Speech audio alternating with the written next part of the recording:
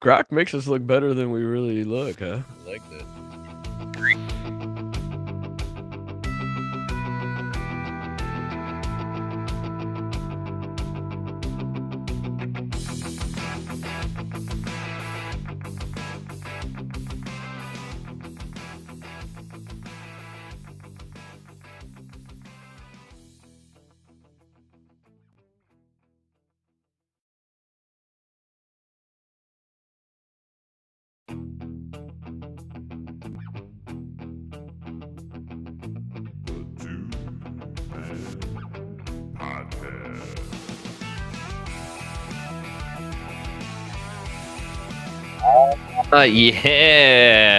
Yeah. Look at that. Grok pretty much nails it, but makes you like a little bit more attractive.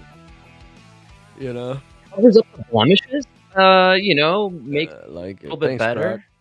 Gives me a little more manliness, which I appreciate as a 3/4 Subaru driver, right? Yeah. I can't wait till we're just like in those VR suits. You always see those dystopian futures. Right. I don't know. I think at this point, we're in the Keanu Reeves Matrix incubator tubes. We're in those little egg-shaped pods. Bro, I don't think even give me I've been saying simulation for this entire podcast. Come on. Everybody thinks I can't even talk about it because people stop talking to you when you talk too much about it. Well, because it's too real now. At this point, like, Yeah, come on. Look at everything going on. It's crazy. It's such a It's simulated. simulation. Nobody cares that there's an alien intergalactic kegger flying through our solar system. Not even a blip on people's radar at Frank, this point. Taylor Swift just came out with another album. What are you talking about? I assume that's why the aliens are coming here. That's right. Right? They wanted to get a jump on the line for her next Eras tour, For right? the tour, yeah. Are we too late? We had to plan this out for 40 million years. I gotta say, speaking of concerts, man, first of all, already gearing up to buy my tickets for AC/DC coming around next year. Yeah. They're still alive. God This is damn. hey, It's gotta last be it. chance. This is it, Yeah. man. Don't plan on a 2027 tour is all I'm saying. Right? That's why we saw ELO last year, and this year we went and got down with Metallica. Great time. Yeah. We saw Limp Bizkit right after the bass player from Limp Bizkit died. I mean, Crazy. considering we're Yeah. on booster shot number 15 at this point, I think, these guys are going to be dropping like flies in no time. A lot of people We getting cancer. Yeah, man, and we missed it, but Paul McCartney was coming around, and I said to Emma, this is probably our last chance to see a Beatle. Yeah, I don't know do if you really care? No, I don't. Beatles are but the most overrated band I think most in overrated, man. history. Absolutely, Come man. on. I'm not saying they weren't great. I love Love Me Do. Okay, you know what I'm saying? Great, Yeah, I get it. I am the walrus. All right, all right. it's great. Fantastic. But a little on the overrated side. It was just a bunch of young girls in love with these British dudes. Great call. A little much for Yeah. Lennon to refer to himself or at least compare himself to Jesus. I think that was a little much back then. He's the Kanye of his era, I guess. A lot of things got to slide back then. There wasn't the internet. Yeah. Great call, dude. John Lennon. If he would have said that, right? Like, imagine he would have said that, and then every day, everything he ever posted on Twitter was just comments of "You are not Jesus. Who do you think you are?" I mean, John Lennon, a well-known womanizer, and probably had 1960s levels of beliefs when it came to maybe diversification. I don't know. I Not a know. lot of sisters in that crowd. Fainting at the airport. We've said it before, and I'm going to say it again, especially with John Lennon. Thank God for his legacy. The man didn't have a Twitter account back when he was around. Oh, God. Could you imagine? You'd be hearing about his thoughts on desegregating schools. No.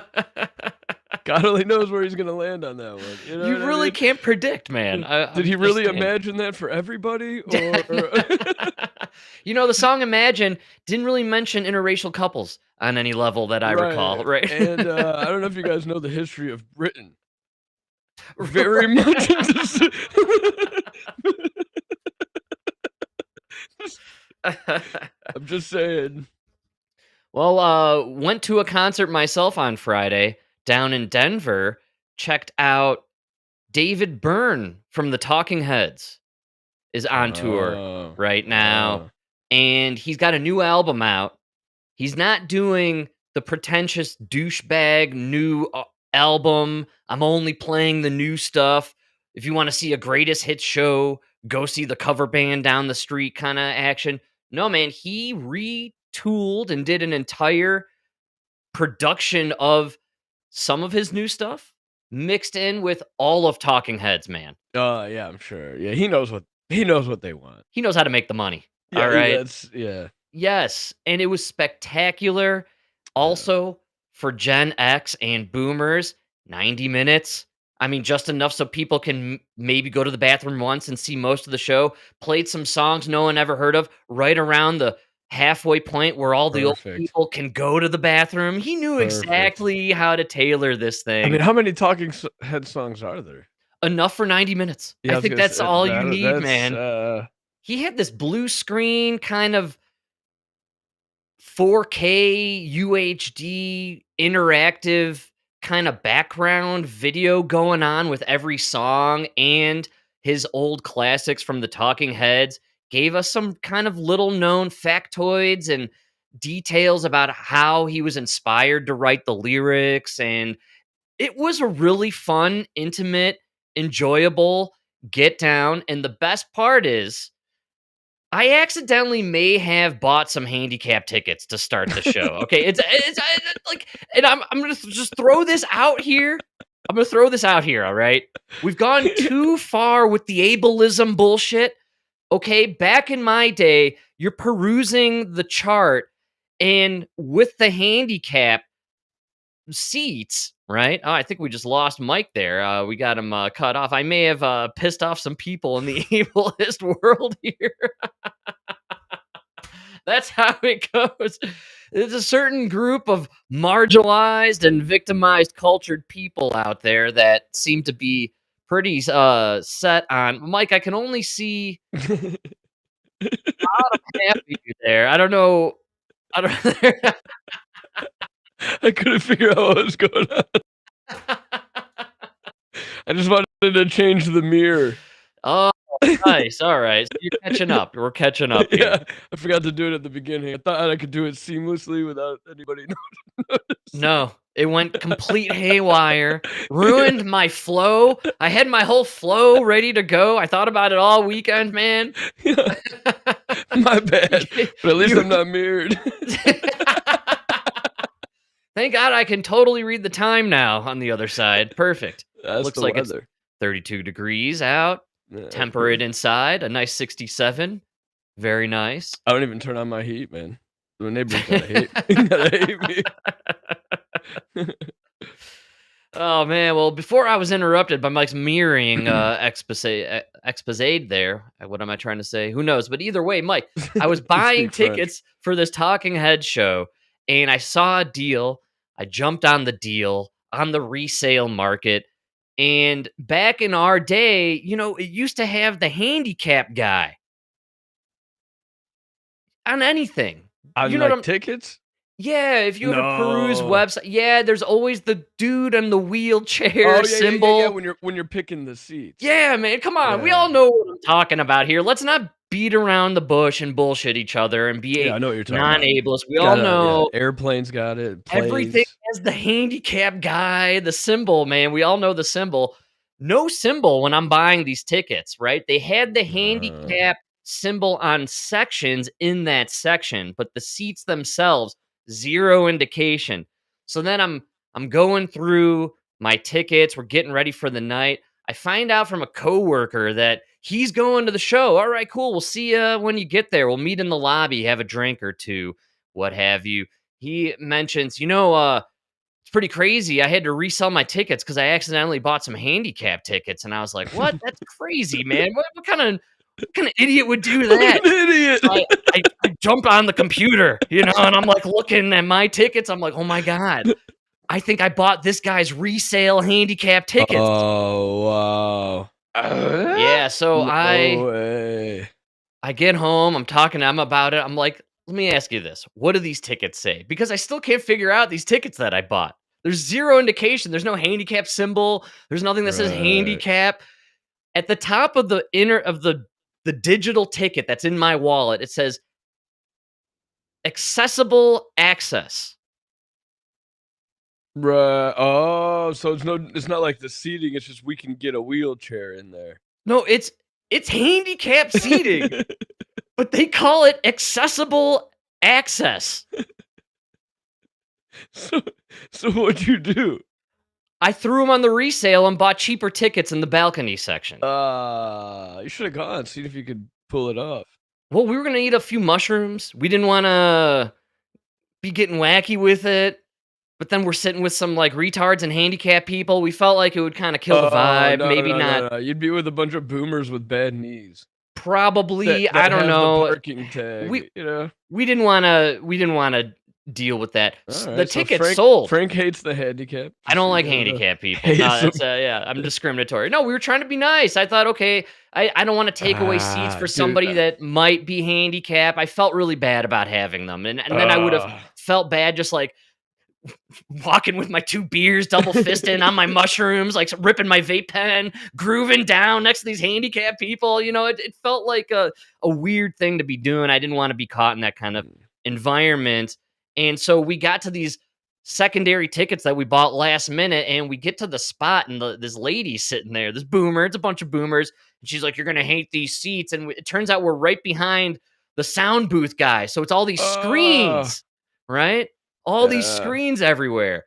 But she didn't realize that we weren't boomers and we were there to boogie woogie down and we weren't going to sit. It's a 90-minute show. Are you kidding me? We have no reason to sit. And it turned out the crowd was great. Nobody was sitting. The disgruntled fat lady ended up getting moved to a better spot where she could sit and watch the show. And Mm. then everybody had a great time. Long story short, I think I made some handicapped people's day by giving them some cheaper I think seats you there at did. the end. I think somebody else made the same mistake you did, and they were just like, Yeah, "Well, fuck it." we got to make it more clear though.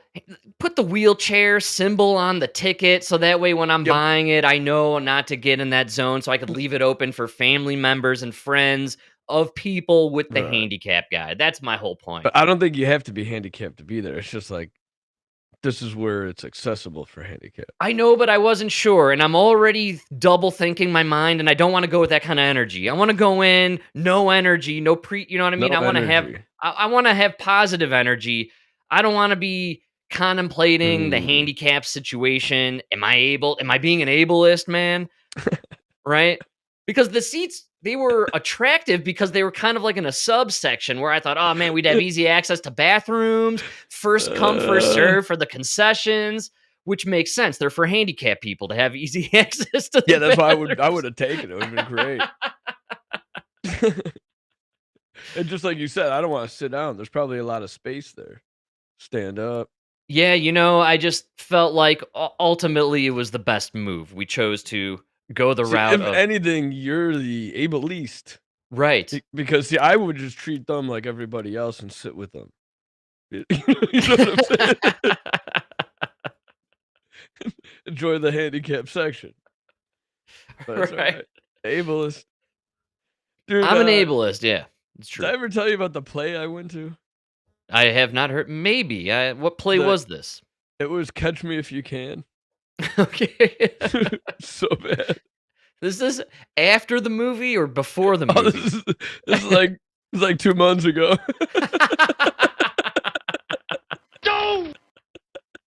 All right, man.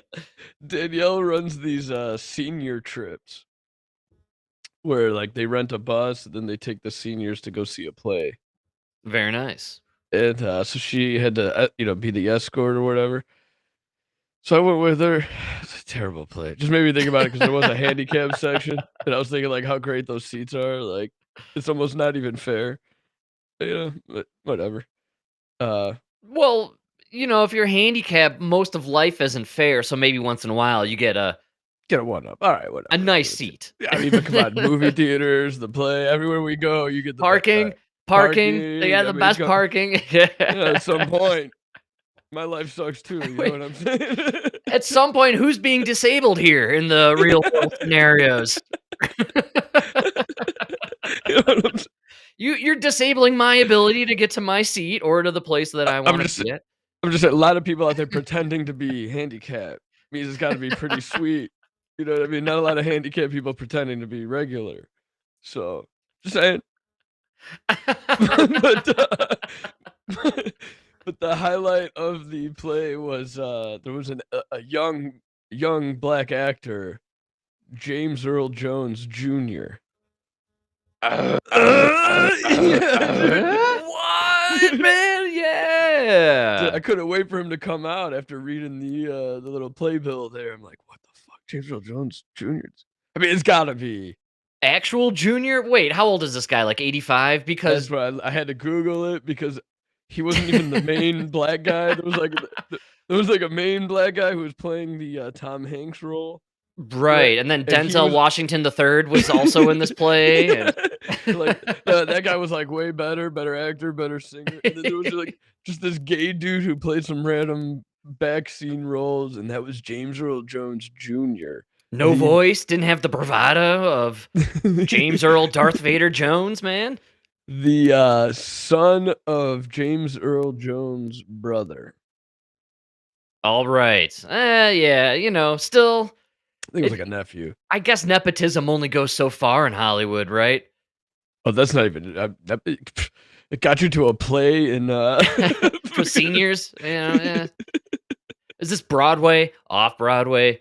Is this like a legit theater kinda thing or some sort of Oh, yeah, it was, like, in a rich town, like, yeah, alright, I well, forgot maybe which one, he's and there were these people there were some people it was really funny. The crowd was insane because you literally had, like, people who you don't know how they stumbled into this place, and then people who you were like, "Wow, that's a" you could just tell these people are fucking rich. right, You know what yeah. I mean? I mean, like, really rich, not, like, flaunting it. I mean, like, Yeah, yeah. they're wearing Hermes, you know? Did I say it right? I don't know if I said it Hermes! right. But yeah, James Earl Jones Jr., what a disappointment. Alright, that's a huge bummer. I mean, Uh, he'd be a major actor is my point, right? I think nepotism gets you so far, but if you stink or you're not into it, maybe can't really get yeah, that far with it. although your name is James Earl Jones and you're gay, like, flamboyant gay, You would yeah, you maybe shouldn't now's your time. If you're not if dude, if you're a gay black man with a famous name and you're not on Netflix anything today, you are a terrible actor. Yes, man. That is you see that, article that came out? They said just due to, shows and movies that are being cut, half of all gay characters will be cut next year from TV.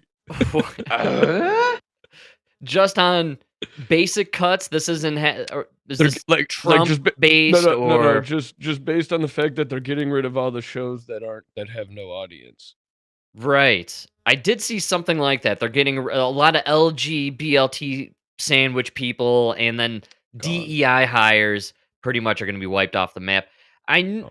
No, I said that I would swear off entertaining anything from that realm, but I did jump onto a little Fantastic Four now that it's streaming on the Disney Plus, and, I gotta say, I I mean, they they didn't do the DEI, you know what I mean? Like, it was Mhm. white people playing, the characters, and you did have the chick Silver Surfer, but What?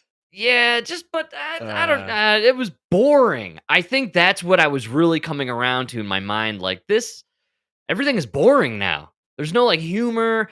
Iron Man, that first Iron Man, man, was funny, it that's a was great movie. entertaining, Great it movie. didn't rely heavily on CGI, it was just good actors, and I don't know, man, like, there was just good writing back in 2008. Here we are in 2025, just the writing is crap, the dialogue is boring, and Dialogue it's sucks, just man. I don't know, man, maybe Hollywood needs a bit of a purge. Maybe Plus, like, AI would be good. Robert Downey Jr. was, like, born to play Tony Stark. He Yeah, was but like, he you know kinda lost, towards the end there. I think eating Oh, all those yeah. bug burgers got to his brain or something, man, you Like know? the, last Avengers, or was the one where Yeah. he dies? All It's the dudes in the terrible. last Avenger movie kinda look Terrible. like Mark Cuban when he was, trying to push for Kamala Harris back in the 2024 election. They just a bunch of lesbian fellas, guys who look like me, basically, driving Subarus Yes. 3/4 out of the closet. That was such a bad movie. Well, speaking of fellas like myself, 3/4 Subaru drivers, or just generally soft-hand individuals who coast through life based on the coattails of others, we got a winner in the Mamdani. New York election, my man. Unbelievable. I And knew he was gonna win. I can't believe they even yeah, dude, who really believed Cuomo was gonna win? Come I on. did. Remember, I confidently predicted on our show just a week ago that we're going to witness the greatest election steal in the history of election steals. That did not come to fruition. Mamdani wins the New York City mayoral race. Historic move for progressives here, man. I mean, this is the Democrat Party now, right? They That's are. insane. Am I correct on making that statement? Now they are fully 100% fat white women. Congratulations, Democrats. You've solidified your Even place. even the dudes look like fat white women.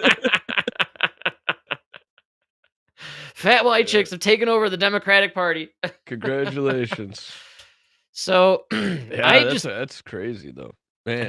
did you see any of the videos of the celebrations from the Mamdani victory? It was pretty hilarious stuff, man. It was literally white chicks, wearing kafifas, which they still don't get it with the Sharia law, I'm realizing. It's not good for women. Yeah.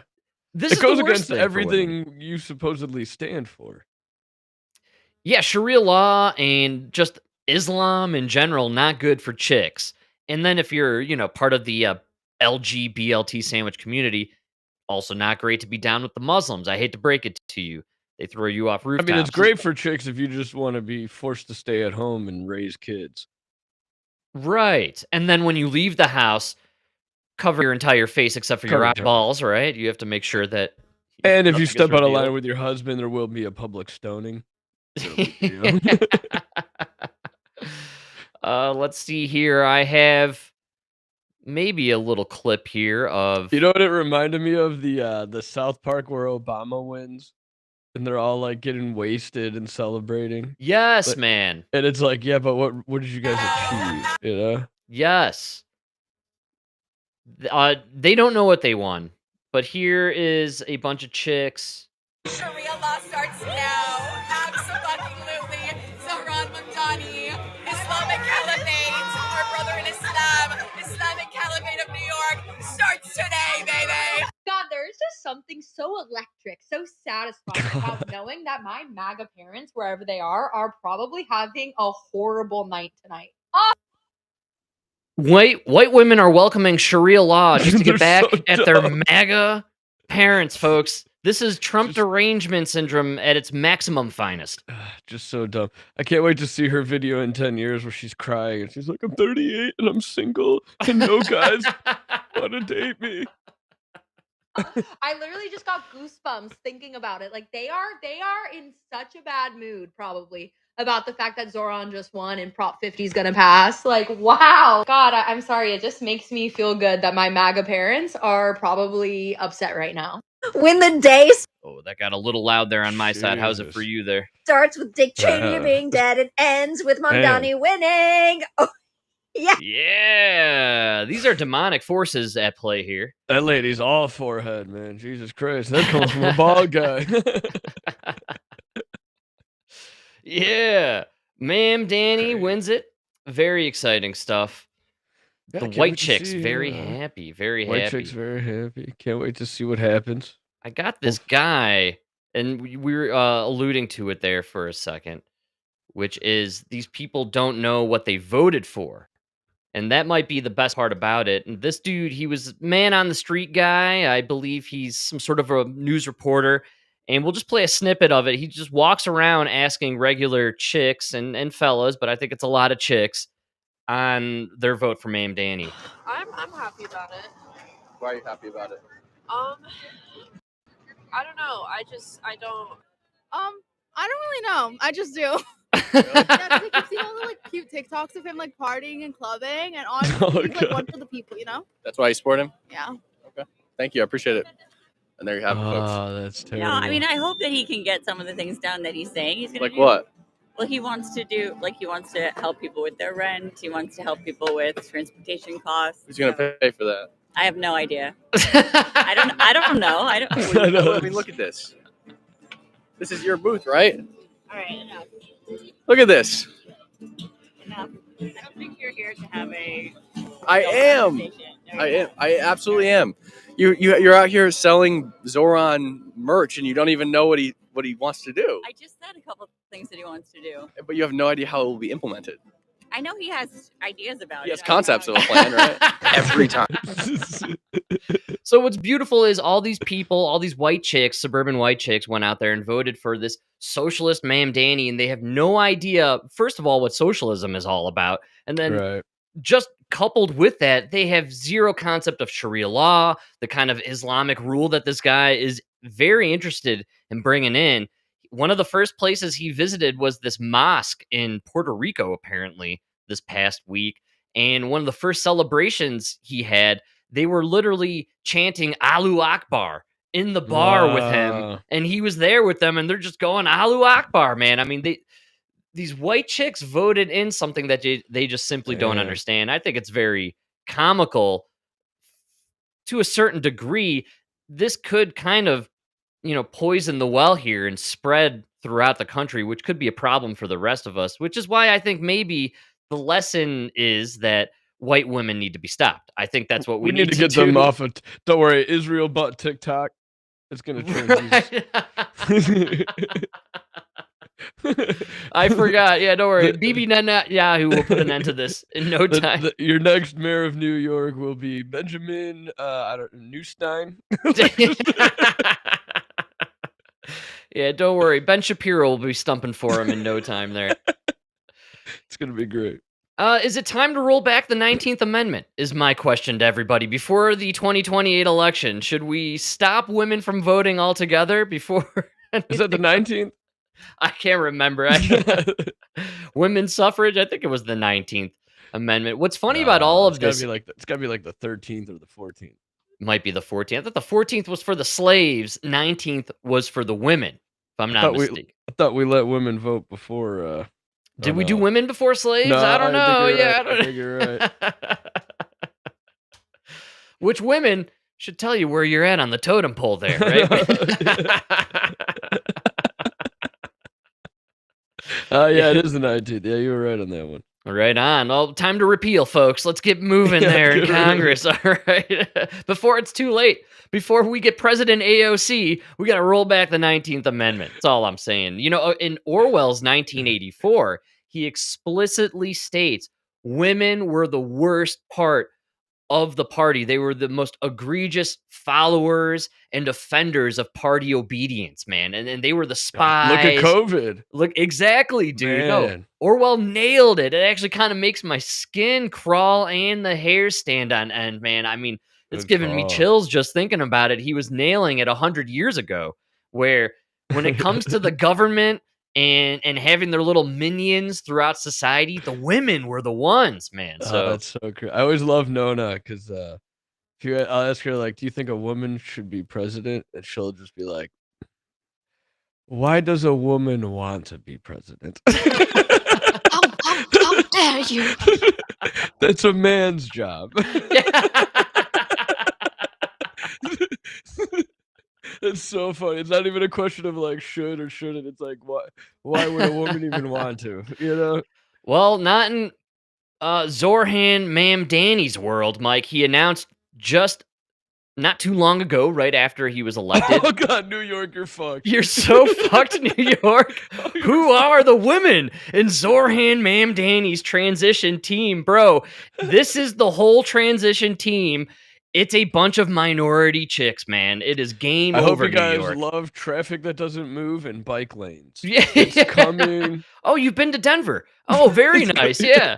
This is literally a spitting image of the Denver City Council. I don't know if anyone knows that or not. I couldn't tell if he was there or Chicago. What's going on here? Have you seen our alderman line up there? Well, It's New crazy. York wasn't the only one to play the fool in this very kind of not really paid attention to election, man. I mean, They really tried to make a big deal out of it, man. well, It's basically, a bunch of Democrats won in Democratic places, which Democrat- nobody cares about, honestly. I mean, was anyone and worried? in California, they love the Constitution so much they have to rig it. Right, they're rigging that. And then, Uh, not to be outdone, here in Colorado, the capital of complete idiocy here in America, we voted for 2 amendments, both to increase our taxes. okay. That's good. That's good. Man, you are one pathetic loser. Yeah. But hopefully it's to help black and brown people who just got here. It is illegally. actually. Oh, Yeah, no, perfect, believe it or not, perfect. it's all for we're going to tax high income earners to give free lunches to all school kids. And don't confuse this with the Perfect. bill we passed in 2022, which was the bill to tax high income earners to give free lunches to school kids. Never go full retard. Yeah, we did the same exact thing. We just increased our taxes for no reason.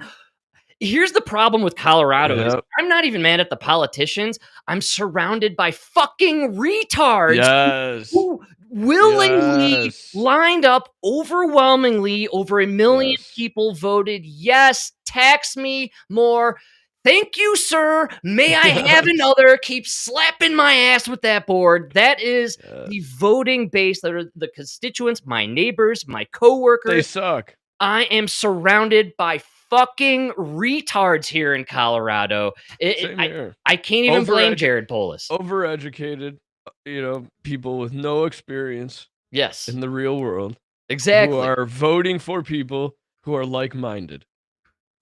Retards. Yes. Nothing ever gets. That's why nothing ever gets done. It's oh, no, dude, it's Chicago is shitty because the people are shitty. All the good Yes. people left the city. They come there during the day to work, and then they go to the suburbs. Yeah, basically what happened in Colorado is the government needed a sneaky way to steal our tax refunds, which we're supposed to be entitled to, which we now decided, no, just tax us more, takes our tax revenue, and pay for something that already exists, because they needed a reason to pay for something they didn't want to actually admit to, which came out this week, conveniently after we all voted. Colorado, among states that handed out $1.4 billion in Medicaid funds to, you guessed it, illegal migrants. No, fake news, Frank. I've been told over and over again, Democrats do not want money for Medicare for illegals. There's no way that actually happened. Oh, right. And there's no way that's why the government is still shut down here on the 40th day. We are now 40 days in, and I don't even need the news to tell me that. It sounds crazy. I know, Mike, 40 days since the last time we had here in Colorado killer fog. Oh, that's right. Killer fog. That's how you know the government is behind poisoning and destroying and killing us. We have not had a killer fog here, which for 10 months straight was on a 2-week cycle. Guaranteed every 2 weeks starting last December. We were getting fogged out here. And then mysteriously, 40 days ago, no more. Killer fog! Wow. And the only reason I thought about it is because I was playing around with the gizmos here, and I was like, man, when's the last time I did the killer fog bit on the show? It's been like since the 40 shutdown, days. man.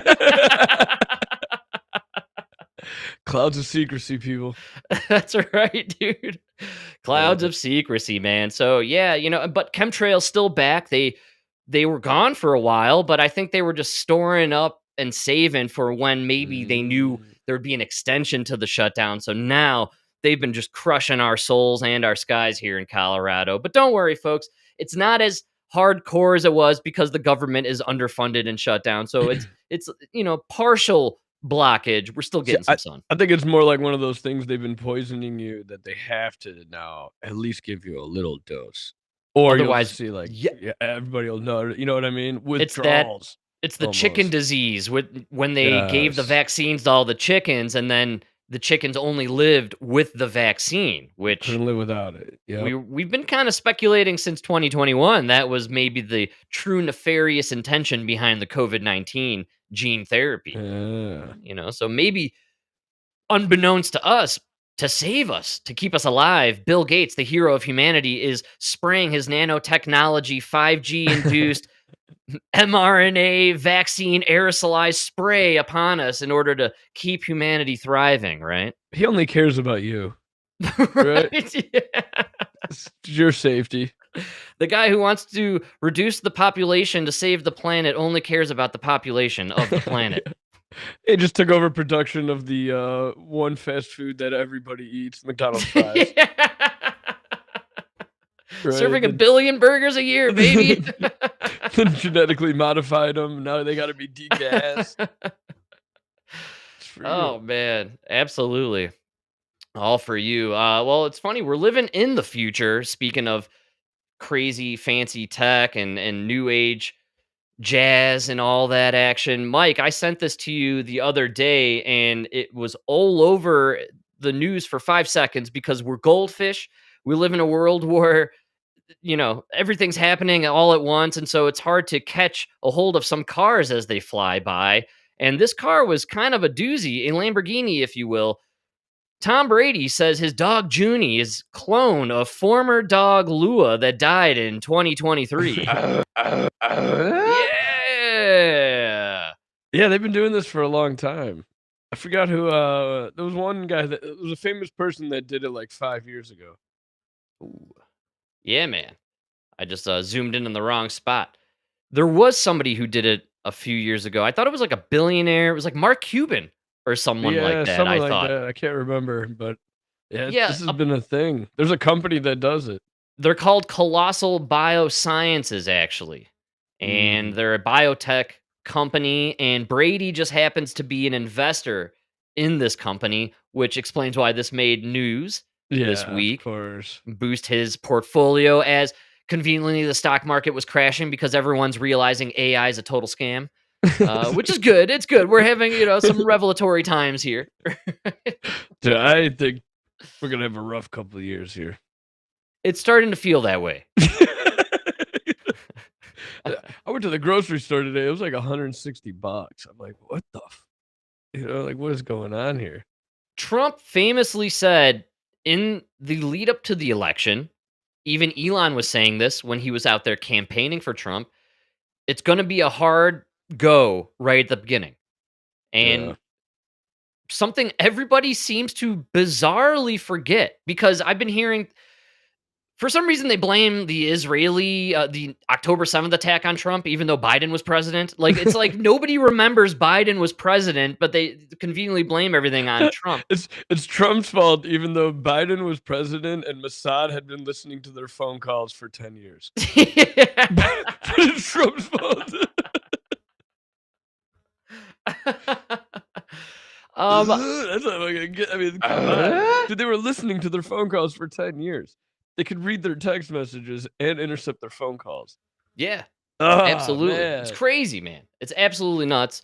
But I think we all keep forgetting, because maybe the way time is warping, CERN is on, rapid info downpouring. I mean, just time is moving in an incredible clip. But Trump's been in office for 9 months. Oh, isn't that crazy? Almost 10. He did his CBS interview last week. Did you see this 60 Minutes get down? Holy cow. That's what's so crazy about everything going on in the world and how fast time is moving.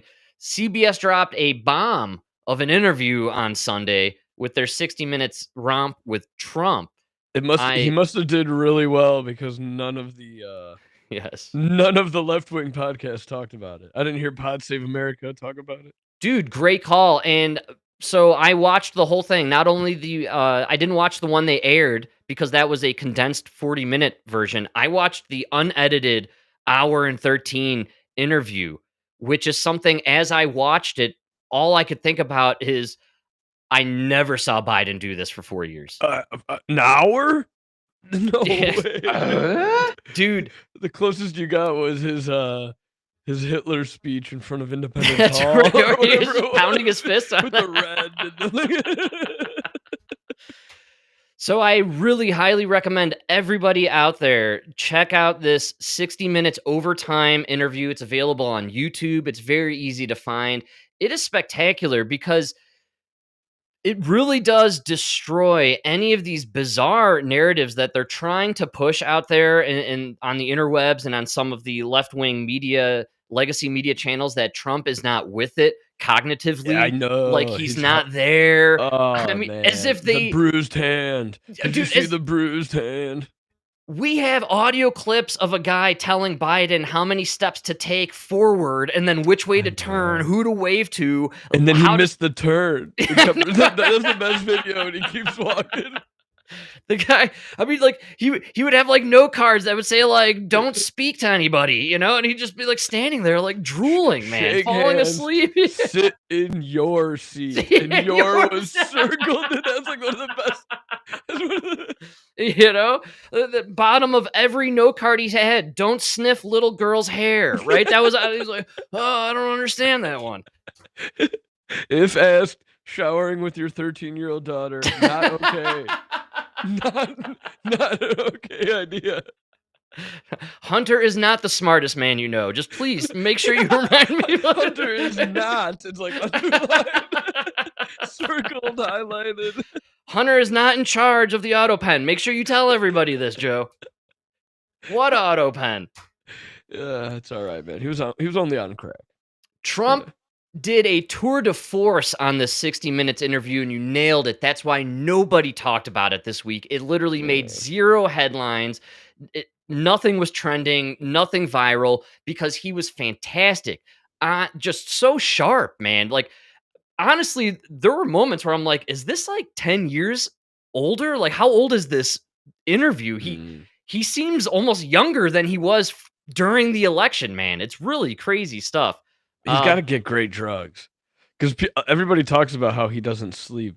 There's an interview with JD Vance from a week ago where he's telling the interviewer how nobody wants to go on these trips anymore with Trump on Air Force One because it'll be 2 a.m. and he's walking around poking reporters, teasing them for going to sleep.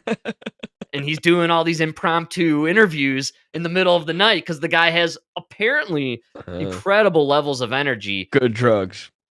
Mike, this is just divine providence, my man. I mean, come on. Where is Steve Bannon, man? It's good drugs, This is divine providence, bro. I mean, I want to know what he's on, man. That's a lifetime of diet pills. This is a hand of God we're talking of here.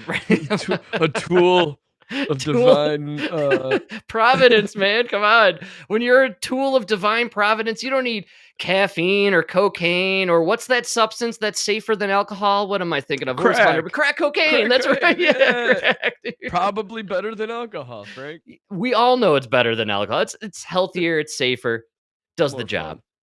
So I got Trump on the 60 Minutes overtime interview. Again, fantastic. He drops incredible info about like the nuke testing, how China's doing it. We got to start doing it. He has some great one-liners, you know, like how do you know if it works if you don't test it, right? When it comes to the nukes. But the interview is really incredible because this angry-looking woman tries to over and over again attack Trump and get him on these gotchas and all this stuff. And Trump is just too good. Absolutely. Time. It's always an angry woman. Always, man. But the interview later on leads to this point, inevitably, where they have to ask Trump what they're obsessed with, which is whether or not he's going to run in 2028. And you can almost feel like the hour's gone by. Trump knows it's overtime or the end of the game here. So he's been waiting for it. And now he's just going to list his grievances and just drop all his insults that he's been maybe forgetting to get around to throughout the interview. So he almost just like rapid fires insults here for like 2 minutes on all his political opponents. It's so amazing, man. And don't worry, throughout the whole thing, he reminds the viewers multiple times that Barack Obama was one of the worst presidents in the history of the United States, but nowhere near as bad as Joe Biden, who's definitely the worst president in the history of the United States. And maybe not the worst. We forget how old the United States is. Great call, man.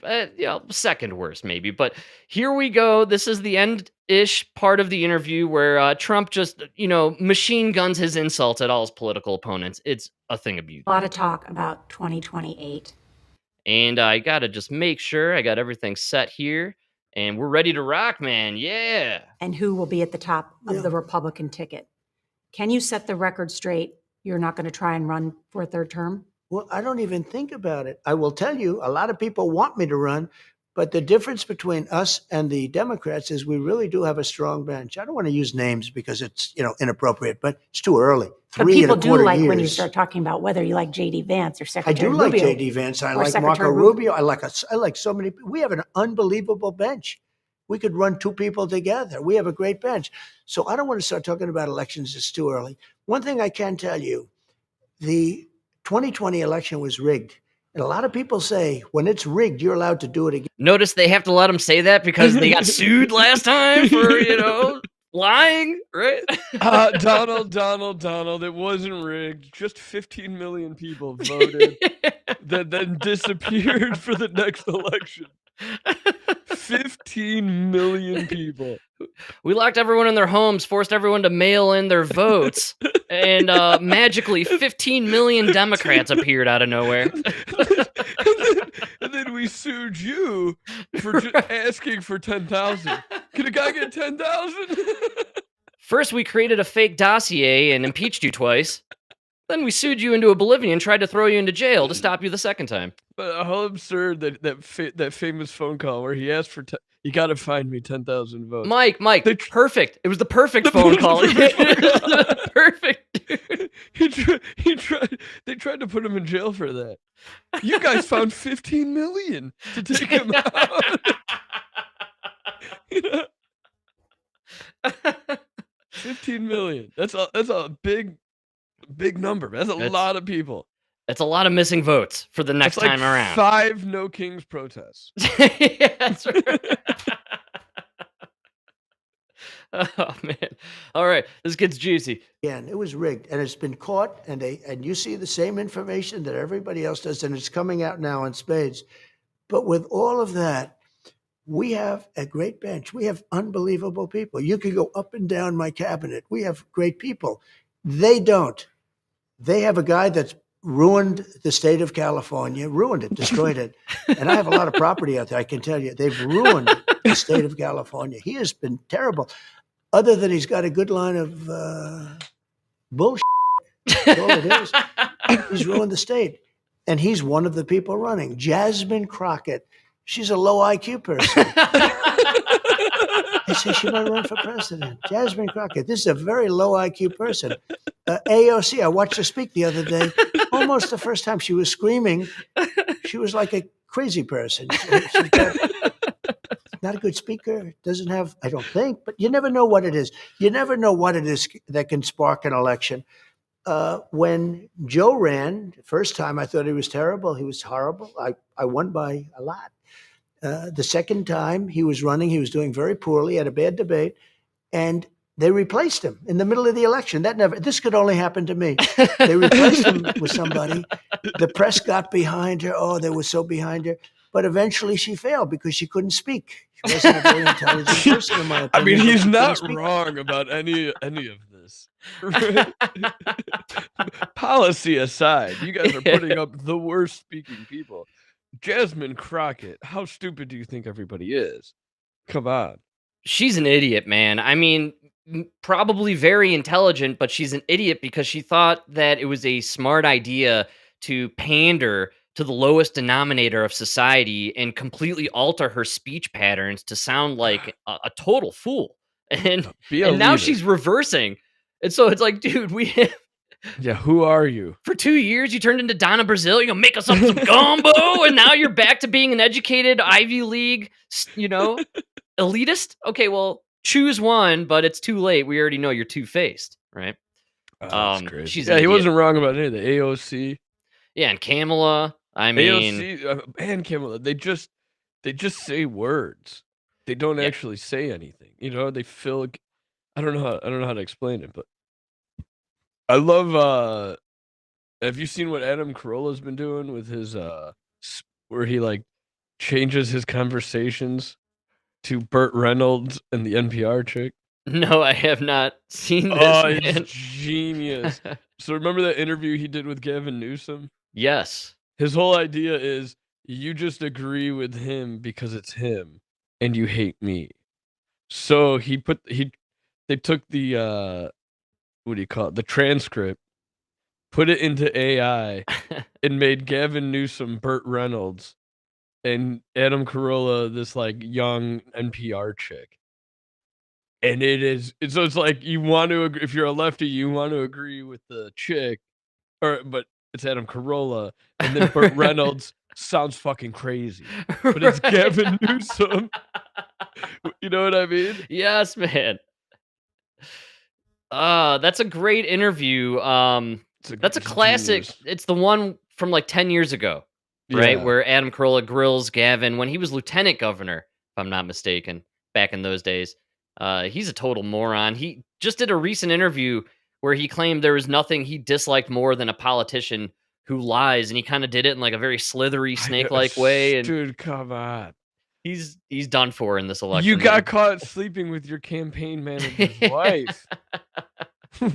Well, you wasn't he married at the time? He was, and to Guilfoyle, if I'm not mistaken. Who then married Don Jr. Yeah, it's all a big club. It's disgusting. Crazy. They're tied into it together. Politics are tough, man. Do you think he should run in 28? He's going to. His He's not ego. going to. These people don't live in reality, man. Pritzker still thinks he's going to run. I'm excited No, Trump. Oh, do I think Trump's going to run in 2028? No, I don't. Yes, I don't either. Yeah, I don't no, either. I think I he's know old. Gavin Newsom's gonna try. Oh yeah, I can't. Dude, the Democrats are gonna be the Republicans of 2016, where you can't even fit everybody on the stage. It's gonna be 18. Well, first of all, you people. got Pritzker taking up a quarter of the stage, and then you know what I mean. Republicans were able to squeeze on 16. I think both primaries are going to be extremely entertaining. Both parties are fractured. There's this. Yeah. They've been pushing this bizarre civil war on the right this past week. They're putting Nick Fuentes on a pedestal. Why do they keep even talking about? Dude, nobody gives a fuck about these groypers. You call yourself a groyper? You're a fag. Okay, that's why you haven't gotten laid in 2 years. You can blame the system, and you can call yourself an incel. You're a fag. All right. Jesus Christ. Take a shower. Get out of your house. Yeah, I don't know. There's this thing between Ben Shapiro and Fuentes, and they're putting out all these articles about Fuentes. New York Times, Washington Post. They're clearly creating this straw man out of Fuentes to have this fictitious, I think it's all bullshit, to be totally honest. He's a moron. He's a complete moron. The things he says is ridiculous. Yeah, if there's a division on the right, it's the MAGA America First people against the neocon Israel First crowd.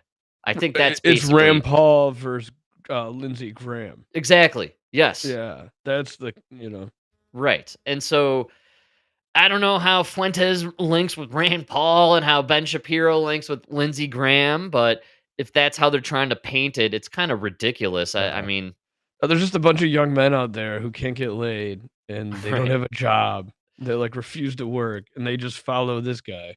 Well, they're going to have their candidate running. A lot of people think MTG is kind of that group, and Thomas Massey. So I think the primaries for the Republicans are going to be interesting. You're going to have the Silicon Valley Republicans, J.D. Vance, and Mark Rubio, I guess, is a part of that potentially. And, you're going to also have... Dude, is he not the all-star of the Trump administration? First of all, he's amazing, man. I think he has every job in the cabinet. He somehow took everything over, which is a little scary, actually. His business card is actually 4 business cards taped together. Well, all jokes aside, they're saying he might be the most powerful Secretary of State in the history of the position, because he has consumed all these other groups, I guess, or subgroups, departments that.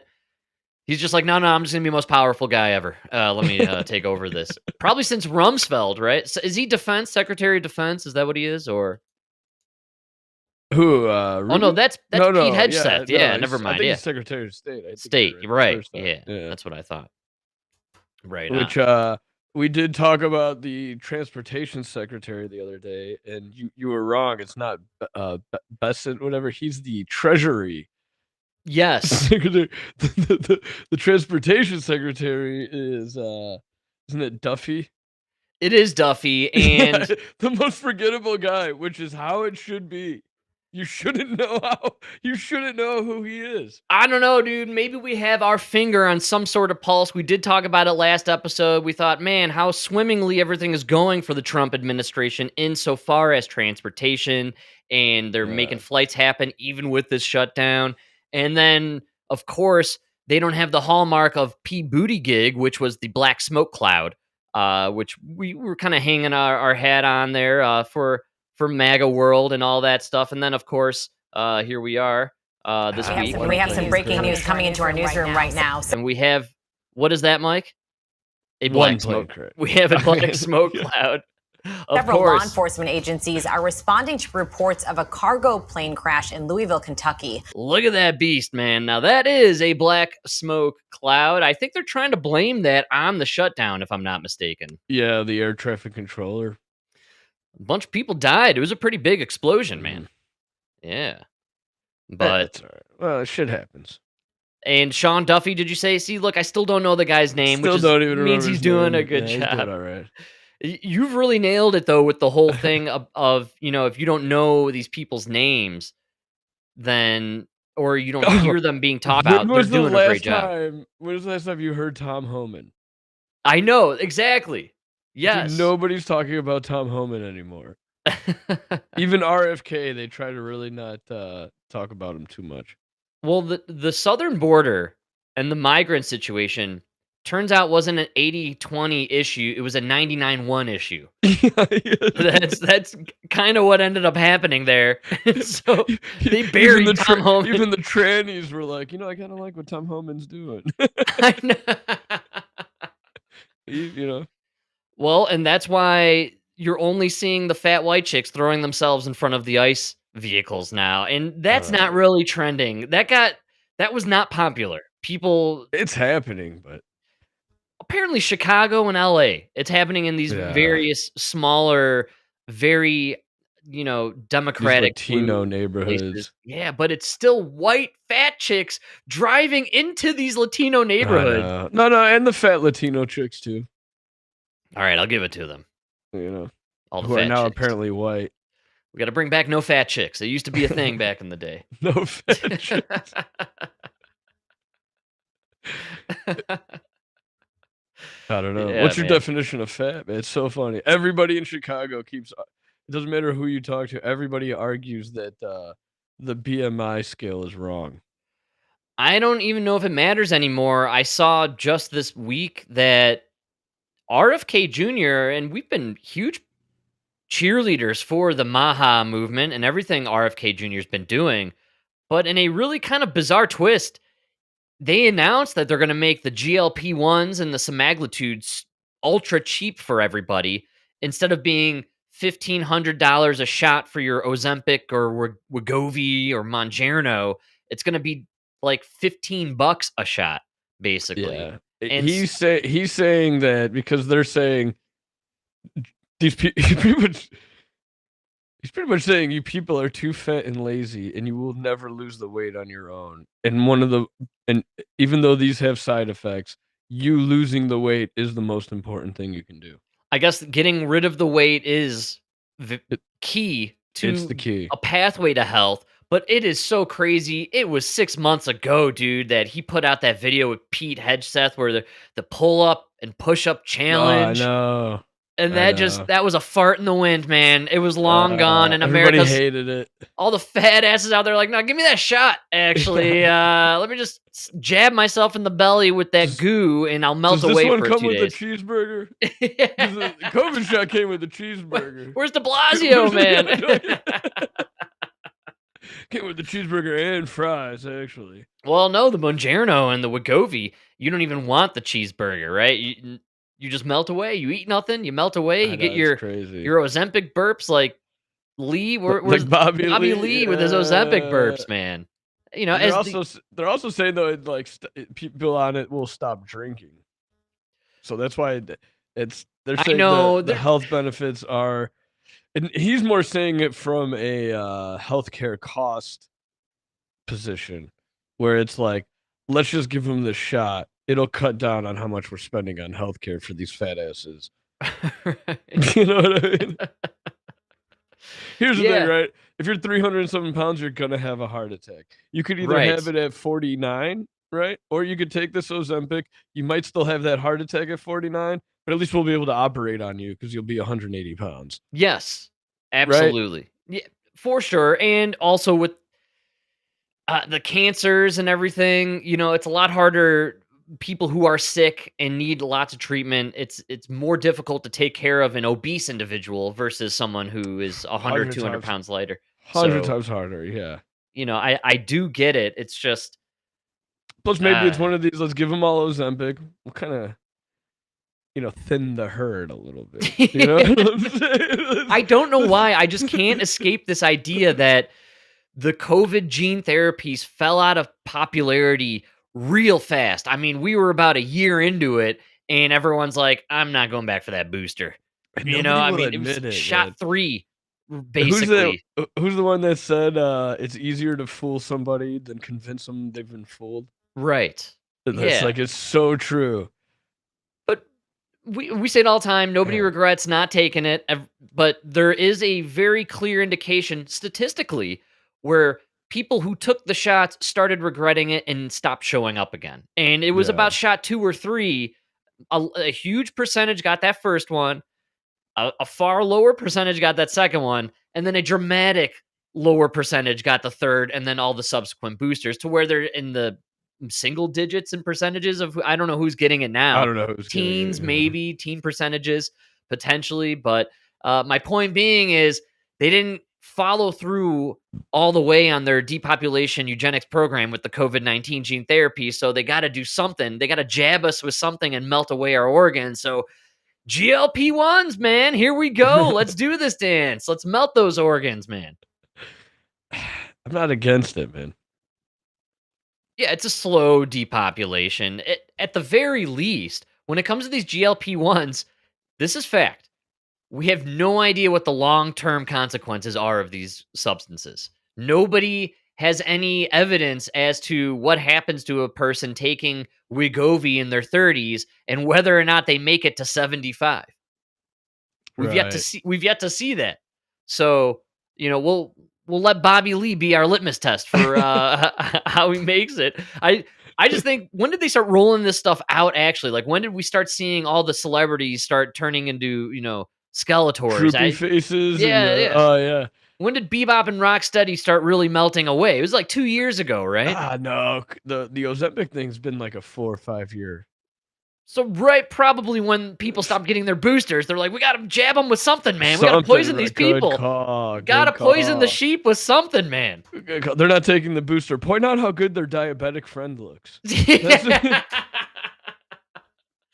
Well, I can't get over the fact that they locked everyone down, and statistically, everyone got fat during the pandemic lockdowns, man. Everybody. And then conveniently, they're like, we'll help you melt away that pandemic weight. Don't even have to work out. Yes. Actually, take the shot. You won't even do anything. You'll just lay on your floor. That's right. You won't even. Amy Schumer? She's just catatonic and can't play with her child. It's so sad. Don't worry, you won't have that temptation to eat that frozen burrito. You won't even physically make it to the fridge, right? That's it. You're just on the floor. You'll have no temptations at all. You'll be struggling to survive. And eventually, from the blindness, you won't even find the fridge in the room, that's actually. The worst part. Yeah, that's right, the blindness. Everybody forgets about the blindness. I wouldn't take anything that might go blind. Right. Like, even if they were like, hey, we got this pill, you'll grow hair, you'll be 6 inches taller, and have a 3-inch bigger dick. You might go blind. Be like,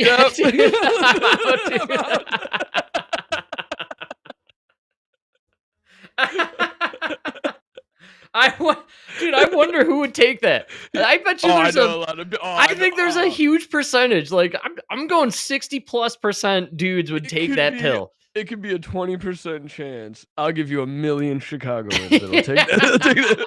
They will line up in droves, Frank. You got the line around the block. Is that for the food bank? No, that's just for the pill that makes you go blind, but you get a huge dick and you grow 6 inches. So no matter what, I get the big dick and the 6 inches. And the full head of hair too? Really? All right, man. Sign me up. The thing is, the blindness takes a couple months. It's gonna be a great couple months. Right. Good call. Yeah. You could really lock down your OnlyFans account. You could be the blind guy with the big blind dong. guy. Yeah. Ah, look at this guy. See, it's all about marketing. That's Is right. what you're saying. Yeah, like what would be the percentage before guys are like, no, I wouldn't take it? Like 10%, 20%?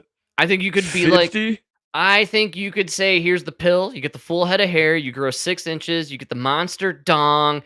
80% of the dudes go blind. I think you would still have an over 60% of people. So you would end up with like different height group, like if it was 10, if it was like 10%, Steph Curry, like it would be a different grouping of short kings, right? Is what you're saying? Right. He's barely a man, but he's just barely. He doesn't need it, so it'd have to be like 1% before a 6'2" guy's taking it. You know, right?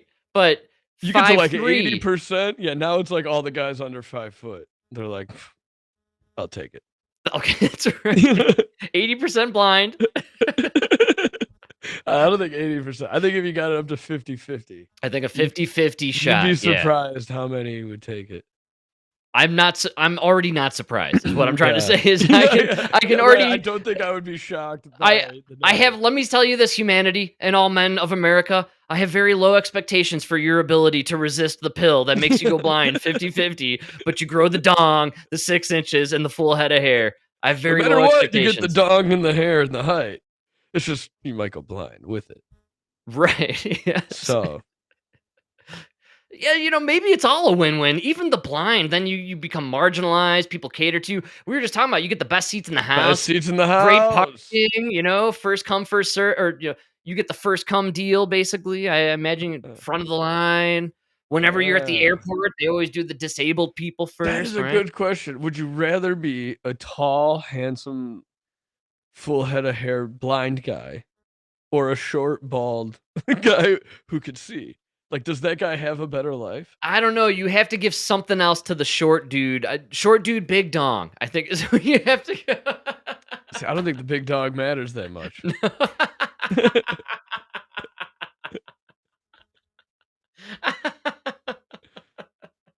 That's crazy. That is the eternal question, right? This is stuff Plato was contemplating back in the Socrates in the Enlightenment era. The greatest thinkers of our times, man, still have never come up with the answer to this great question. To be fair, imagine if they had Twitter. That would have been, or like a podcast. It'd probably be really gay. I imagine there'd be a lot of gays. Yeah. I gotta go now. I gotta fuck one of my boys. It'd be some weird shit on there. Plus, it's probably just them getting drunk on wine and shit, And then saying a bunch of gay shit. They were really into the gay stuff. They back in those days. They were all like Zorhan Mandamis. They were all like people who came from rich families. Yeah, great call. Absolutely. And that gets lost in the whole shuffle of the Zorhan socialist thing. Is it's really easy for a rich kid like Zorhan, who's an actor and get everything paid for his entire life, to go out there and say we're gonna do free buses and trick all the poor people. He's never even ridden the bus, probably, honestly, but and doesn't know what it's like to work all week and then look at your paycheck. Right. See how much is going to those free buses. Good luck, New York and America, because whatever happened in New York, I guarantee is coming to a city near you. I'm sure we'll be doing Allah Akbar here in Denver in no time. Guaranteed. We're already installing the speakers in Chicago for the prayer. It's going to be great. My Kafifa's on back order because there's so many being shipped here to Denver, right? So I got to wait a little bit. Oh, nice. Dude, yeah. The Queers for Palestine. Right on. You have to really fit in. They got a ladder ready for you on their nearest rooftop, man. That's how they do things with the the Palestinians there. All right, so folks, I can't believe I'm saying it. This is the fastest hour in the universe. There's no doubt about it. We crushed through it. Plenty more to get to. I want to thank everyone for hanging out, enjoying the good times. Great oldies. DJ Rodfather here, dishing out the Hilarious. hot tracks for us. I'm excited for this one. I think he's got something good. It's really funny because I shit on him earlier, and then I just hit random, a You got shuffle on the my. Beatles. And it's the Beatles. I love the Beatles, man. Come Yeah, on. they're great. I'm just saying overrated is all I'm saying. Right. I give you They're the not- overrated. it's- Yeah. My problem is it's like greatest artists of all time. Every list has them at number one. It's like, really? Yeah, no, and with the Stones Beatles debate, I'm gonna break the bank to go see the Stones on their last tour, probably. Not Absolutely. Paul McCartney. I'll skip Absolutely. Paul McCartney and I'll go see the Stones. I don't know why. It's just kind of where I land on that whole debate. Octopus's Garden, get the fuck out of here. No greatest man of all time is doing Octopus's Garden, dude. That's one of the worst pieces of garbage out there.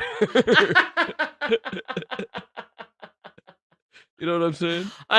I hope to God that's the song you have lined up for No, us. no, but- no. This is a good one. This is a good one. All right, folks. Well, we'll be back. I assume it's a quickie if it's a Beatles song. So we'll see you in a flash here. Oh, yeah. Yeah. Something in the way she moves attracts me like no other lover. Something in the way she woos me. I don't want to leave her now.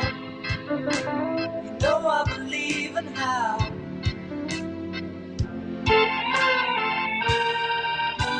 Somewhere in a smile, she knows that I don't need no other lover. Something in her style that shows me. Don't want to leave her now. You know I believe in how.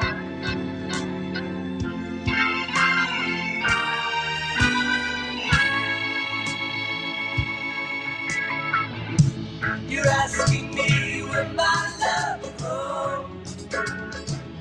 I don't know. I don't know. You stick around now, it may show. I don't know. I don't know.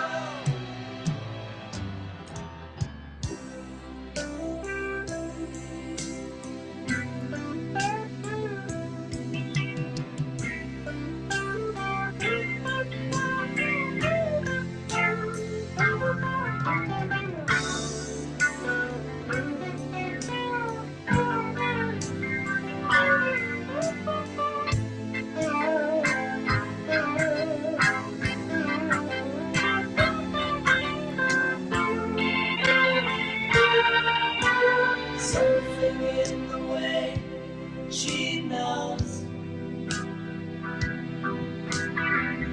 and all I have to do is think of her. Something in the things she shows me. I don't want to leave her now. You know I believe in how.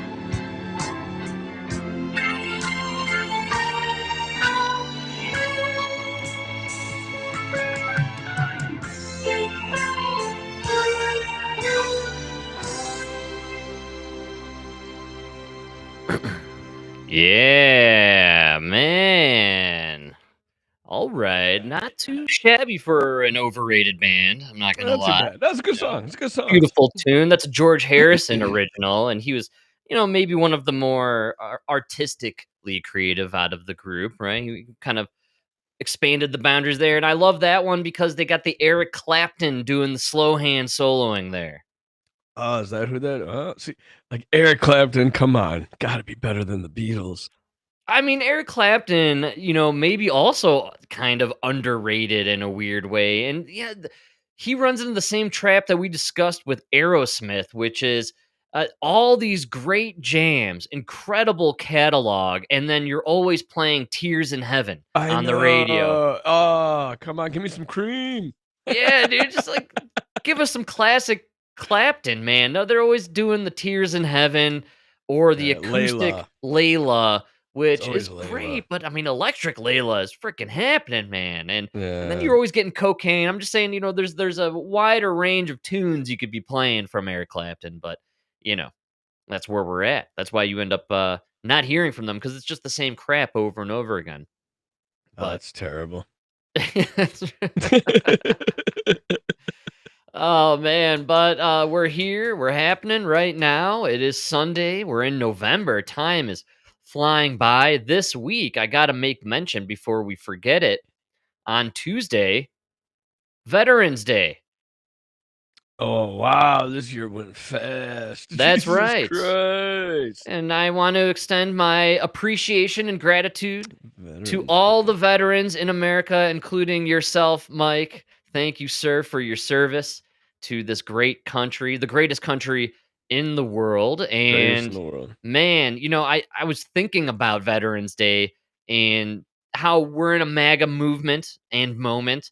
And I'm willing to bet next year with the 250th anniversary of the country and, 4th of July and MAGA being a thing and people embracing Sydney Sweeney and her great tits and her awesome ass and those jeans and having good jeans. Like we're in that mode now that I think it's important to remind everybody that, we need to appreciate our veterans on Veterans Day and those who died for the country on Memorial Day and stop focusing on the bull crap days of awareness and celebration months and all that stuff and start focusing on what really matters, 4th of July, Veterans Day and all that stuff. And even if you disagree with war in respect to, how it started, you got to still respect those who sacrificed to fight it.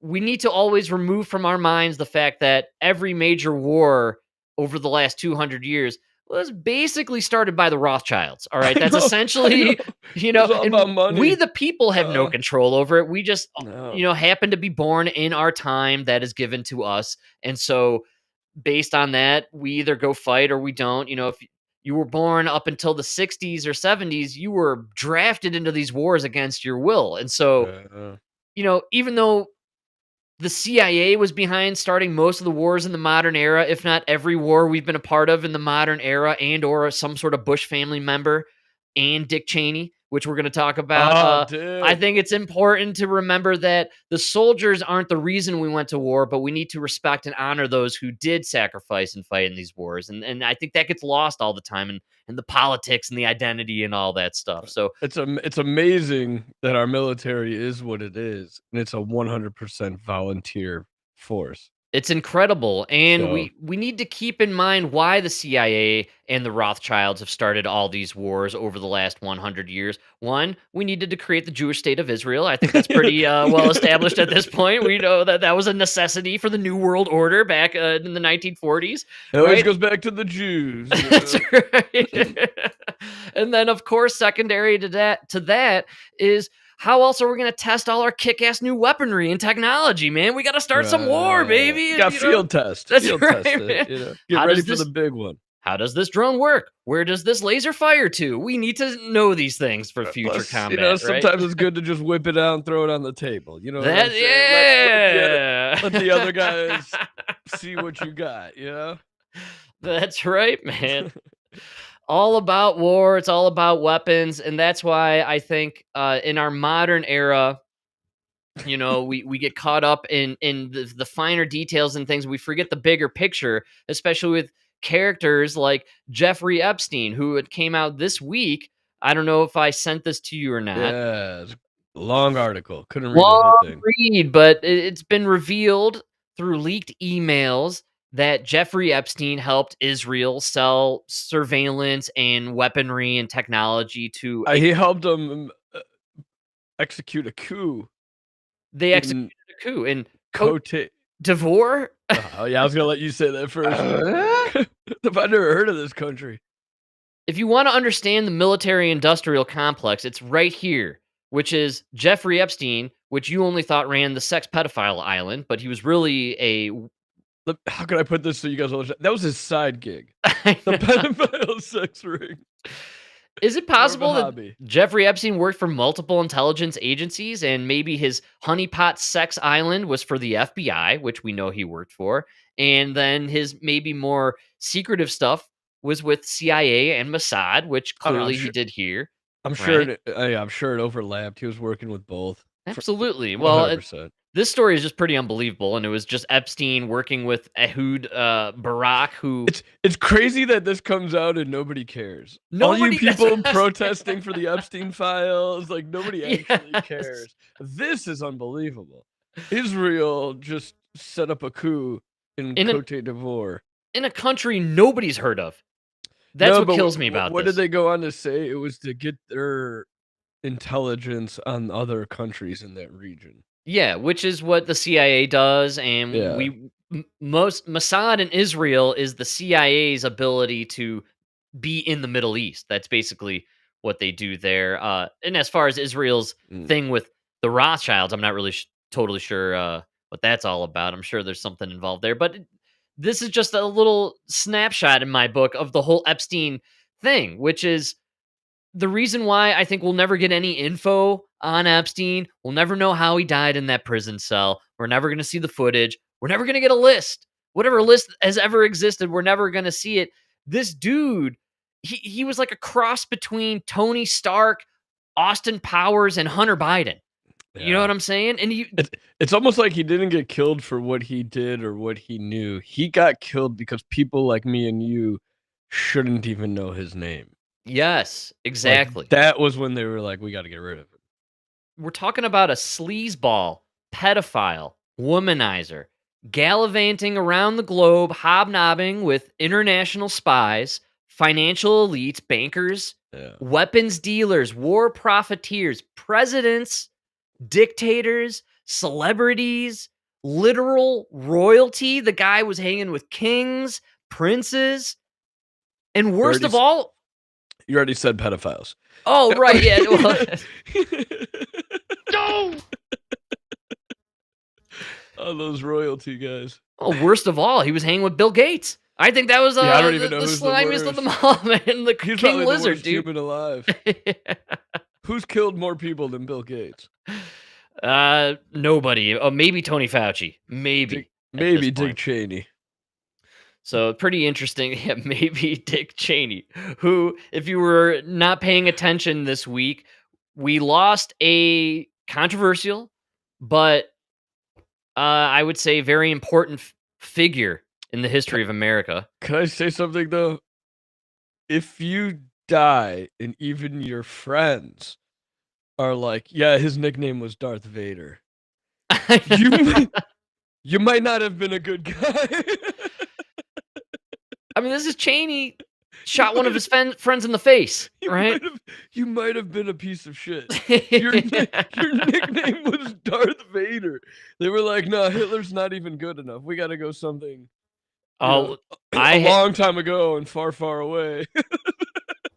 Honestly, dude, did you see the people reacting to this guy's death? It was the same people celebrating Charlie Kirk's murder were out there sending condolences out for the Cheneys. That's crazy. It was really weird, man. Like, no. Time just makes people forget. I think Trump broke people's brains, dude. Of course he did. These people hated Dick Cheney. That's what I couldn't get over with this more than anybody. They used to hate Dick Cheney, love Rudy Giuliani.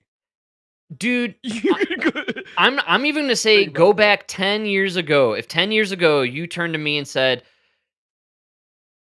people will dance and celebrate in the streets when Charlie Kirk is assassinated, and those same liberals are going to be somber and have thoughts and prayers for the Cheneys when Dick Cheney is dead. Dick Cheney. Yes. The villain of liberals and Democrats for the last 30 years, dude. And rightly so. I mean, the guy is arguably responsible for 9/11, the invasion of Iraq, the invasion of Afghanistan. He's evil, man. This guy is an evil guy. Pure evil. Yes. And he did it all so he can make money. Literally, I mean, he was CEO of Halliburton. Then became vice president. Started a war. Started a home base in Iraq for Halliburton, dude. Halliburton was getting no bid contracts.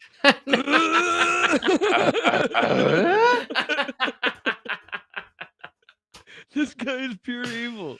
I'm telling you, I was so floored by the reaction. The same people again that were dancing on the grave of Charlie Kirk were weeping and mourning for the loss of an American icon that is Dick Cheney, which is just so mind blowing. No, here's something I just thought of. Right, all you people like Mom and them, everybody, like, you all think I've changed drastically, right? But from 2001 to 2025, I have always been on the opposite aisle of the people that love Dick Cheney. Who is known as Darth Vader. There's a line. On one side is Dick Cheney. I'm on the other side of that line. And have been always. You know what I mean? When he was a Republican and Republicans loved him, I was against him. Yes. I have always been against Dick Cheney. He is the symbol of the neocon era, man. I mean, he was there.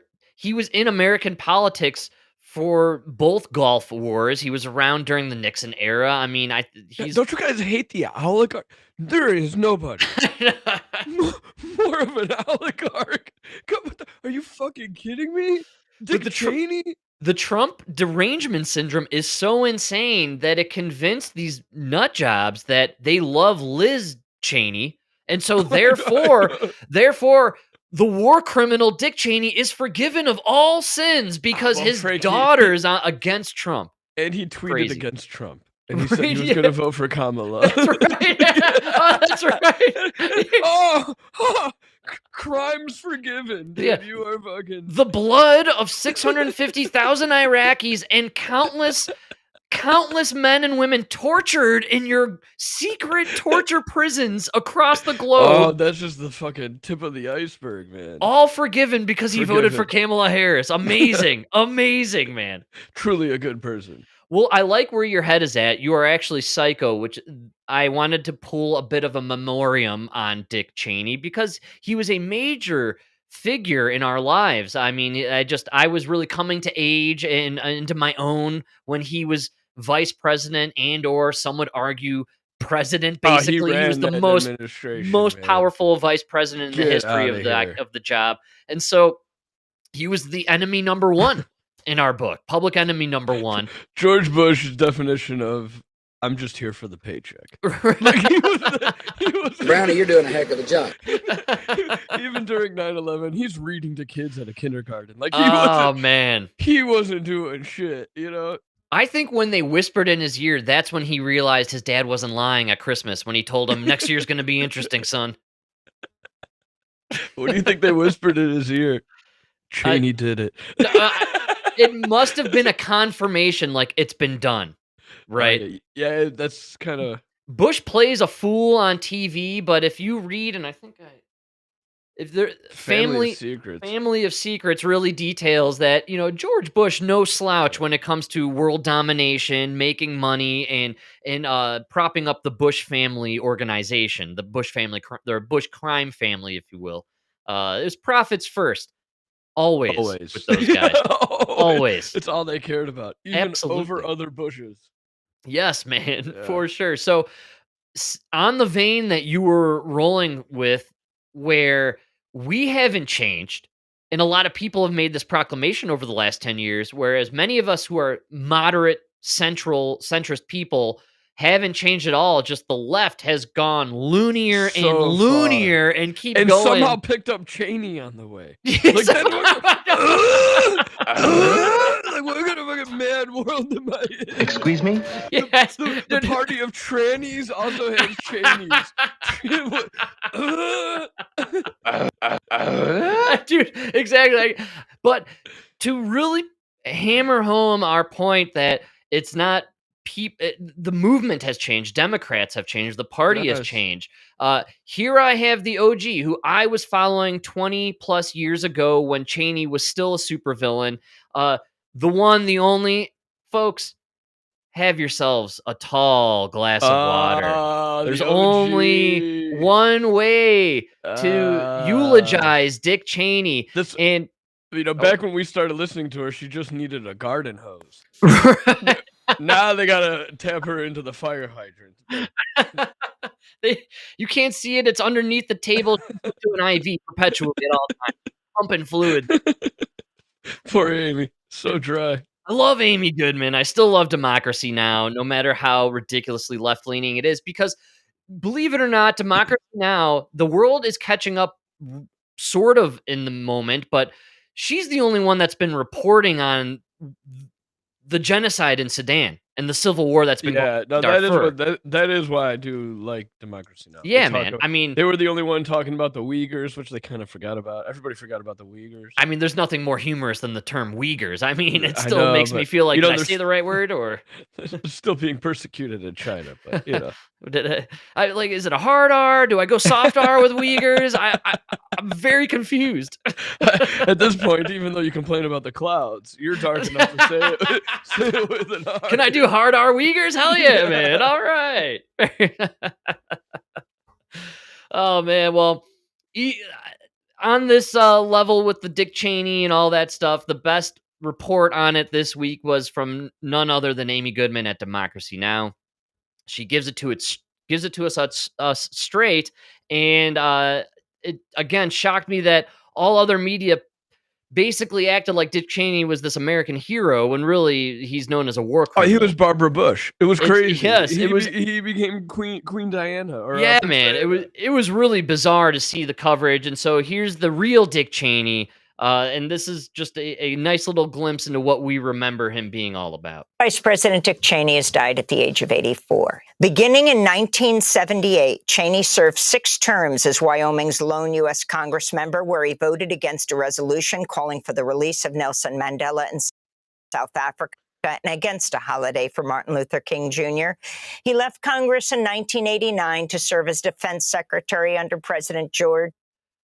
That's how much Amy Goodman hates Dick Cheney. She's going all the way back to 1978. I want everybody to keep this in mind. She's going to literally go through every atrocity on this man's resume. H.W. Bush, overseeing the first Gulf War and the U.S. invasion of Panama that deposed leader and former U.S. ally Manuel Noriega. She's bringing up coups you never even heard of, man. It's so funny that he was so evil, we all forgot about all the 80s. Well, dude, what's crazy about what she just said is we were all distracted about his first Gulf War that he started against Saddam Hussein. And while he was doing that, they were doing a coup in Panama on the side, man. A little side coup action. There's always time for a side coup, you know? Yeah, that's right. Killing hundreds of people. From 1995 to 2000, Cheney served as chair and CEO of the oil services company Halliburton before George W. Bush tapped him as his running mate. As vice, could someone get her some water, please? She's on fire right now. She got excited. That's the problem.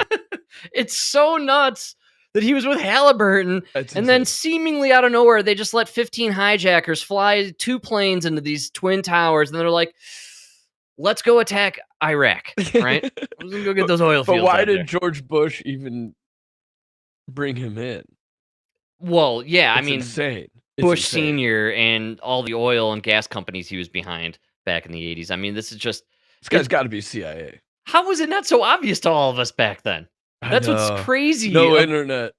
Maybe it is the fact that there was just legacy media and it was in full control over the information that we got. But it's just everything. It's so wild to me that nobody was really raising any red flags, or maybe they were, and it was people on these, offhand radio stations at the time, and nothing got mainstream play. Yeah, like AM radio, like guys exactly, coast to coast and stuff like that. President Cheney was a key architect of the 2003 U.S. invasion of Iraq under the false pretext of preventing Saddam Hussein from developing weapons of mass destruction. The invasion led to more than 650,000 deaths, according to a study by The Lancet. As the occupation of Iraq foundered, Cheney argued for the Salvador option, using death squads similar to U.S.-supported paramilitaries in El Salvador and other Central American countries in the 1980s. Dick Cheney steadfastly defended the use of torture against detainees of the so-called War on Terror. This is Cheney speaking to Meet the Press just days. So that was quite a laundry list there. Quite the list. And Amy Goodman thought, let's really cap this off. Let's just let Dick discuss Dick in his own words, right? And so she cherry-picked a good one. Days after the 9/11 attacks in 2001. We also have to work, though, sort of the dark side, if you will. We've got to spend time in the shadows. This guy's so fucking evil. It's unbelievable the way he leans over. His nickname is Darth Vader. I'm telling you this. He only talks out of half his face. It's like we're going to the dark side. Cartoonishly evil, man. So evil. Intelligence world. A lot of what needs to be done here will have to be done quietly, without any discussion, using sources and methods that are available to our intelligence agencies, if we're going to be successful. We'll have more on. The world is a better place because he's gone. That's a lot. That's a lot of evil energy that just left this earth. Yeah, it went to the dark side, the dark realm, where he wants to be. It's good for everybody. Good for us. Good for him. He's where he wants to be. He'll thrive. That's going to be his legacy, though. This guy literally it was a trail of tears, torture, death, you killed destruction. 650,000 people so your company could make billions of dollars. Yeah. Yeah, you're evil, man. Blood You're money, evil. man. Absolutely. And then you guys fucking, you're clutching your pearls over Putin. He just bombed 2 apartment buildings. I mean, come on. It's just crazy that Trump is Hitler. The guy who's now he's got 8 peace deals on his book for the year, 9 months in office. I think you gotta take one away. I think the Israel didn't hold up. That one never actually happened. I think they were still bombing when they signed the peace deal. Yeah. Also, that one was kind of weird because they're also doing stuff in the West Bank, which I don't even know if it was part of the deal. I think it was just Gaza specific. Yeah, and then it doesn't help when you sign this peace deal, but then you go in there and just start executing in public all the Christians and people who helped the Israelis. Right, you're talking about Hamas is going in there and not a they're good look. beheading, and it doesn't look. And you're very all good. fat after this 2-year famine. Yeah, not like American fat, but well fed at least. Like they look Middle Eastern fat. Middle Eastern fat. Right, yeah. Oh no, Chicago Slim. That's a Chicago medium if I've ever seen one, man. It's a Chicago. You're a Middle Eastern fat, obese. Oh man, so crazy stuff, man. We're living in crazy times here, and Dick Cheney has passed, and he's an American hero, I guess, according to people on the left. Dude, but insane. Amy Goodman keeping it real and giving the real history, the real Dick Cheney that we remember. When did you go from Democrat to Republican? Probably around the time the Democrats went from hating Dick Cheney to loving Dick Cheney. That might be that was when I was like, I might be on the wrong side here. Oh, Insane. man, well, that's insane. Speaking of being on the wrong side of history. Again, Rudy Giuliani is bankrupt and on the streets. Yes. You know what I mean? That's America's what's blowing mayor. my mind. America's mayor. Derek Chauvin's in prison. America's mayor's on the streets. Yeah, bankrupt. man. That's right. And Dick Cheney's the hero. Well, I think over time, the fools kind of are shown. You know what I mean? Like they get revealed, and it seems like as we continue going down this pathway, those that we knew would be on the wrong side of history are, as the truth is revealed. Yeah. We're starting to figure out a lot about Jan 6th kind of being a whole bunch of bullshit. And speaking of which, we finally got him, or her, may I say. Pipe bomb guy, dude. Yeah. No way. It's a woman? Pipe bomb guy is pipe bomb gal, it turns out. Yeah, man. Some No lesbian way. chick who happened to be a Capitol Police officer. No way. Yeah, man. According to this Blaze article, they used AI technology to examine the footage of Pipe Bomb Gal, and the computer program basically figured out a 94% match based on the gait of this Shawnee Kirkhoff lady, who was a former Capitol Police Get officer. the fuck out of here. Is it any more obvious? It's only Come a on. one-way street with everything from 2020, man. Yes. We're never getting evidence that COVID was deadly or the vaccine worked or Jan 6th was like No, but, dude, more evidence comes out. It's just a fucking it was a psyop. It was a total psyop, and it was completely overrun by federal agents, undercover agents, CIA, NSA, every three-letter agency you can think of, former Capitol Police officers in disguise, dropping allegedly pipe bombs. I mean, dude, this whole thing. We went from no feds to maybe a few feds to what was it, 30% feds now that It's they're like admitting? 200. Okay, 275. Okay, 1/3 was feds. Okay, well, this was a federal operation. That's what was going on here. And I have to say this again. When was the last time we got a U-Haul truck filled with guys in khakis? Wait, where's the Patriot Front at, man? Come on. It's been about 10 months, huh? It's just a one-way street with everything with Trump. Yeah. And this goes all the way back to 2015. Which is what makes this all so crazy. And so there's been a lot coming out, and it's been really hard, I think, for people to really kind of grasp, or there's just like it's a water hose of information when it comes to that's what they do. What was going on with Obama, Brennan, Comey, the CIA and the FBI, Clinton, and how they were preparing for the inevitable next administration following Obama. That whole operation is called Hurricane. What was it called? Not Hurricane. Yeah, Hurricane Firestorm. No, what was it here? I always Got to lose be an the, operation.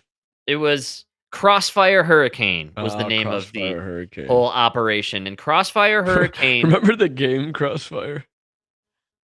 Yes, I do actually. Yeah, Like the ball, everything was flying around. Never worked right though. I The feel commercial like was fantastic though. It sold. It was yes, a terrible idea, terrible game, but the commercial was so cool. It made you want to play Every kid wanted Crossfire. Yeah, that's right. They had those things that spun. Yeah, man. Yeah. Crossfire was. That was actually not a bad game. The You just commercial- lost the pieces though. Right. That was the problem. Back when we still had games, physical games, not digital. Right. Well, Crossfire Hurricane was Obama's Secret Service ploy to undermine whatever Republican candidate was going to come in. And a guy, I talked about it last week, Patrick Byrne, who wrote this book, where they, in great detail, describe how they set up Hillary Clinton on a $20 million bribe with Azerbaijan. And that bribe was going to be used to dictate her entire presidency until Michelle Obama came in, which was the original plan, I guess, for these guys. But on top of all of that was the Russian collusion story. That was Crossfire Hurricane, and they were going to use some Russian collusion story to derail whatever Republican candidate won in case Hillary lost, and it ended up being Trump. And Trump got smacked with the P-tape dossier, the Steele dossier, the P-tape, Russian collusion, all that stuff. It was all a lie. It was all made up. Okay, and that's Crossfire Hurricane.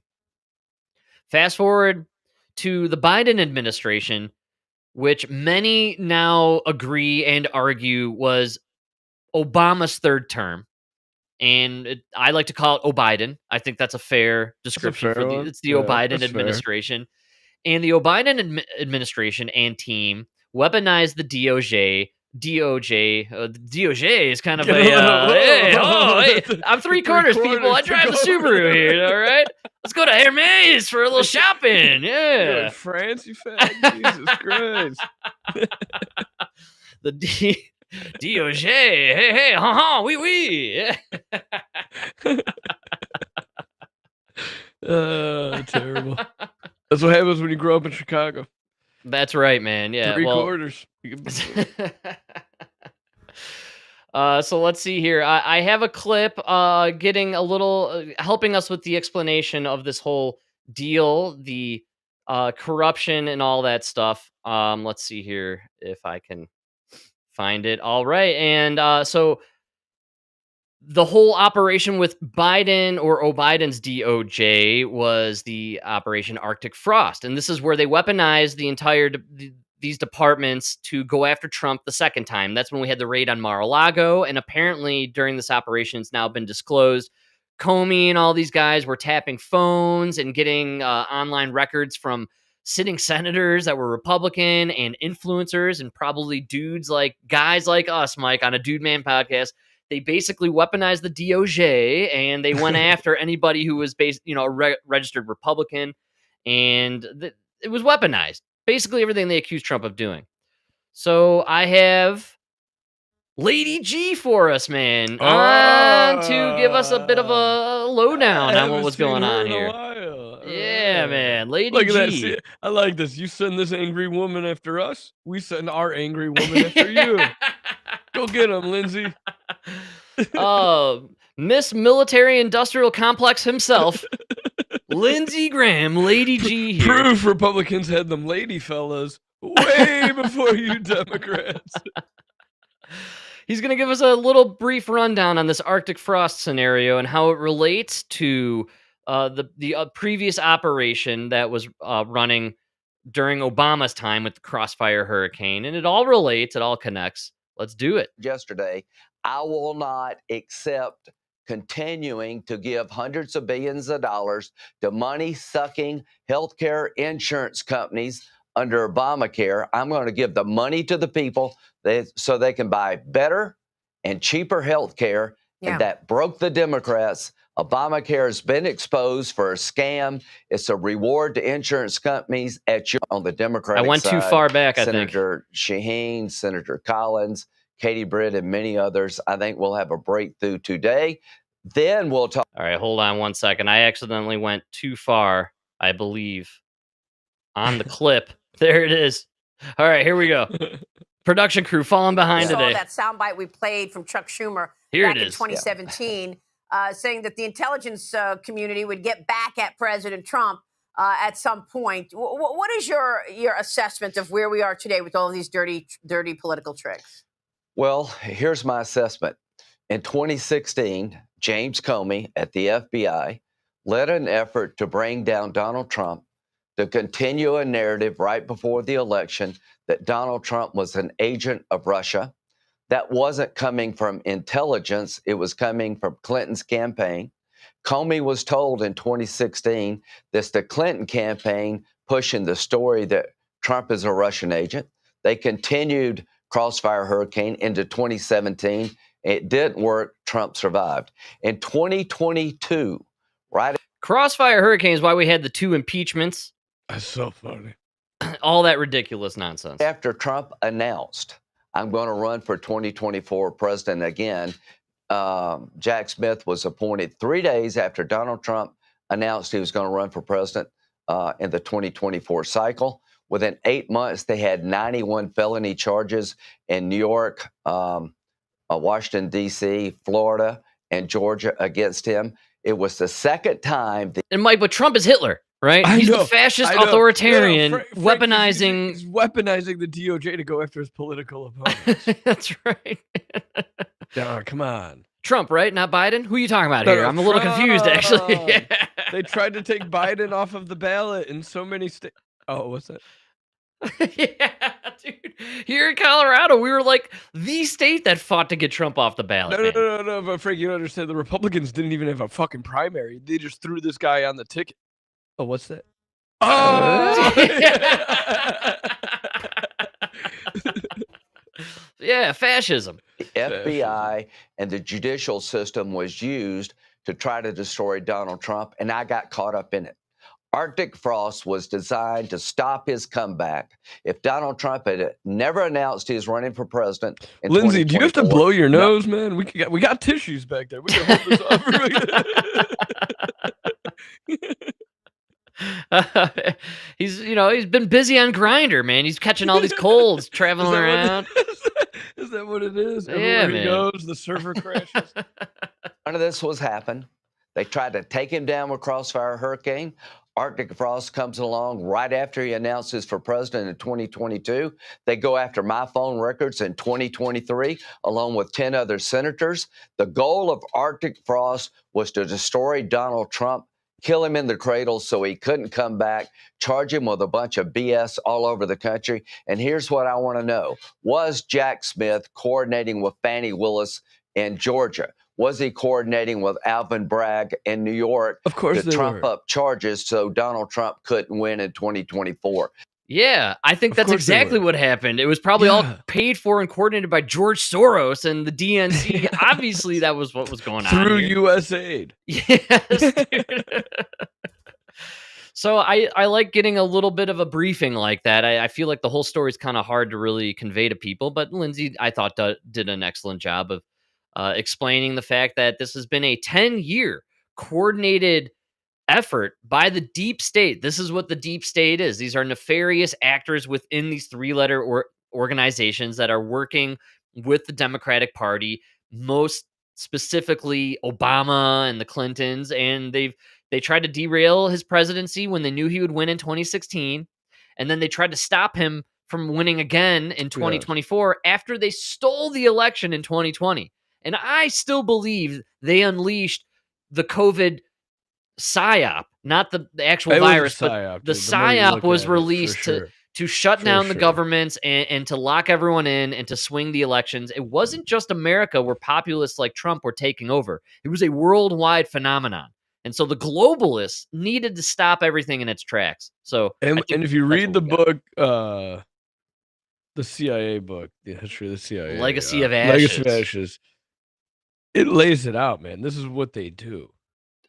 It's what they It's do what best. do. It's It's what they their do best. And thing. one thing they definitely learn is to just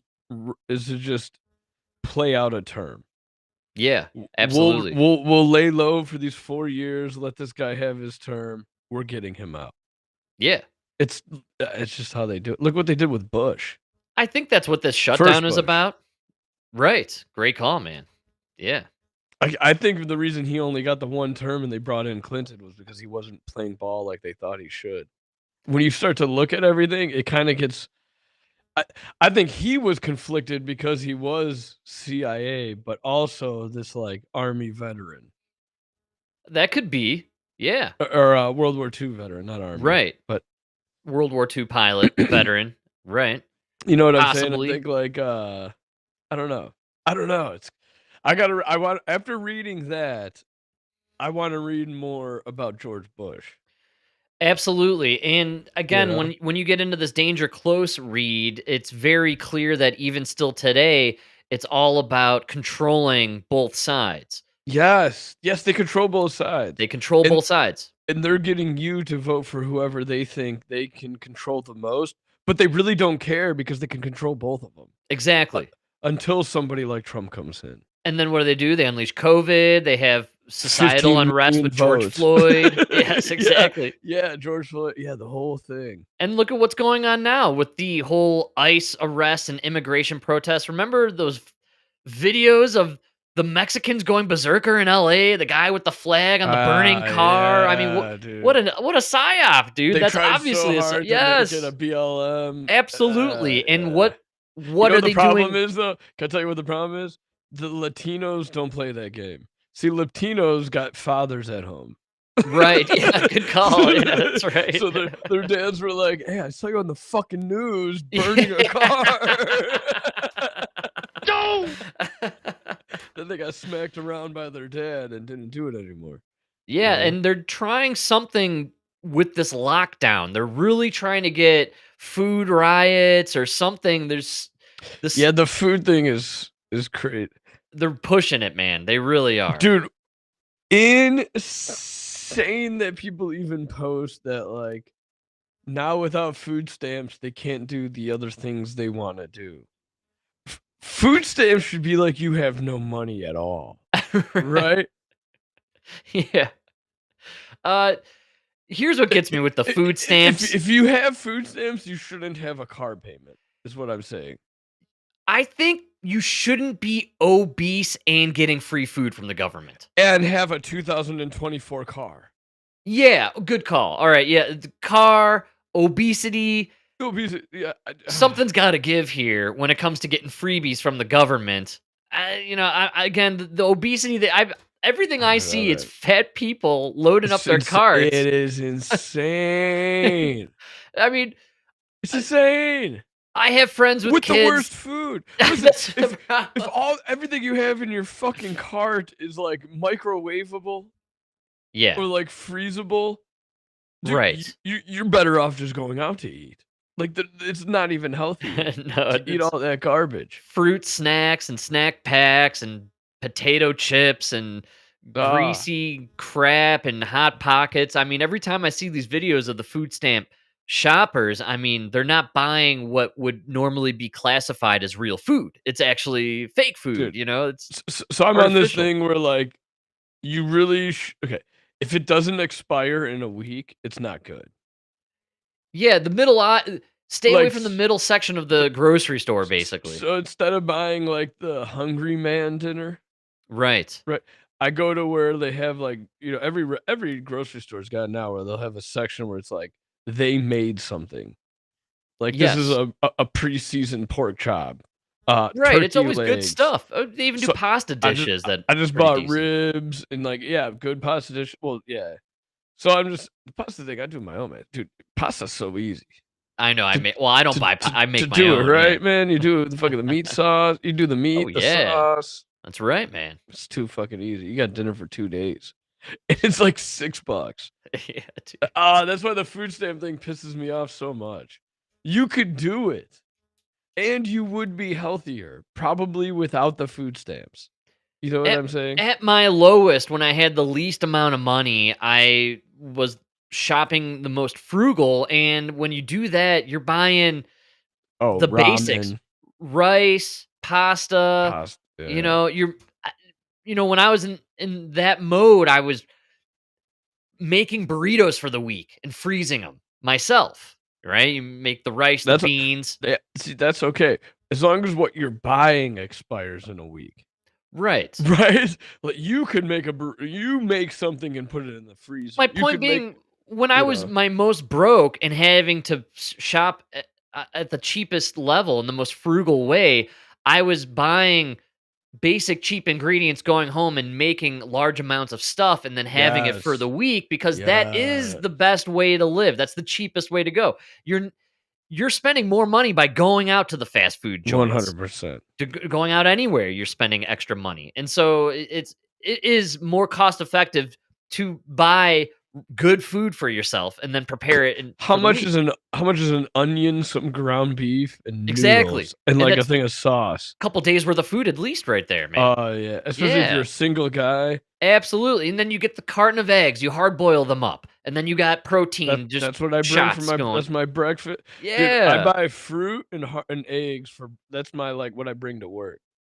I'm just saying, when you're poor and you're frugal and you're trying to pinch every penny, there's a lifestyle. There's a way to doing it. And when you're not going out. No, and you're not food stamping it, man. I'm sorry, but if the people that are that's what's getting me the worst is I'm not trying to brag here. I make 6 figures, and you people are spending more money on food than I am. That's what kills me. Because I don't have the food stamp, right? Yes. You get what I'm saying? I'm at the point where I'm buying organic. We're spending the extra dough, right? Yes. We're getting the good stuff. And you people are spending more than me. That's on frozen bullshit and just garbage. It's really bothering me. It's really bothering me. No, it bothers me as well, because here in Colorado, we just gleefully decided to tax ourselves even more on our income checks and on our checks every week, because we want to give free food to people, because liberals are high on this idea that we got to be giving free food to people everywhere. Dude, I drive around all day, every fucking day. I never see one person dying of malnutrition. Exactly. Nobody in America is starving. No, it's dude. The opposite, dude. We're too fat. We're too satiated. This is insane.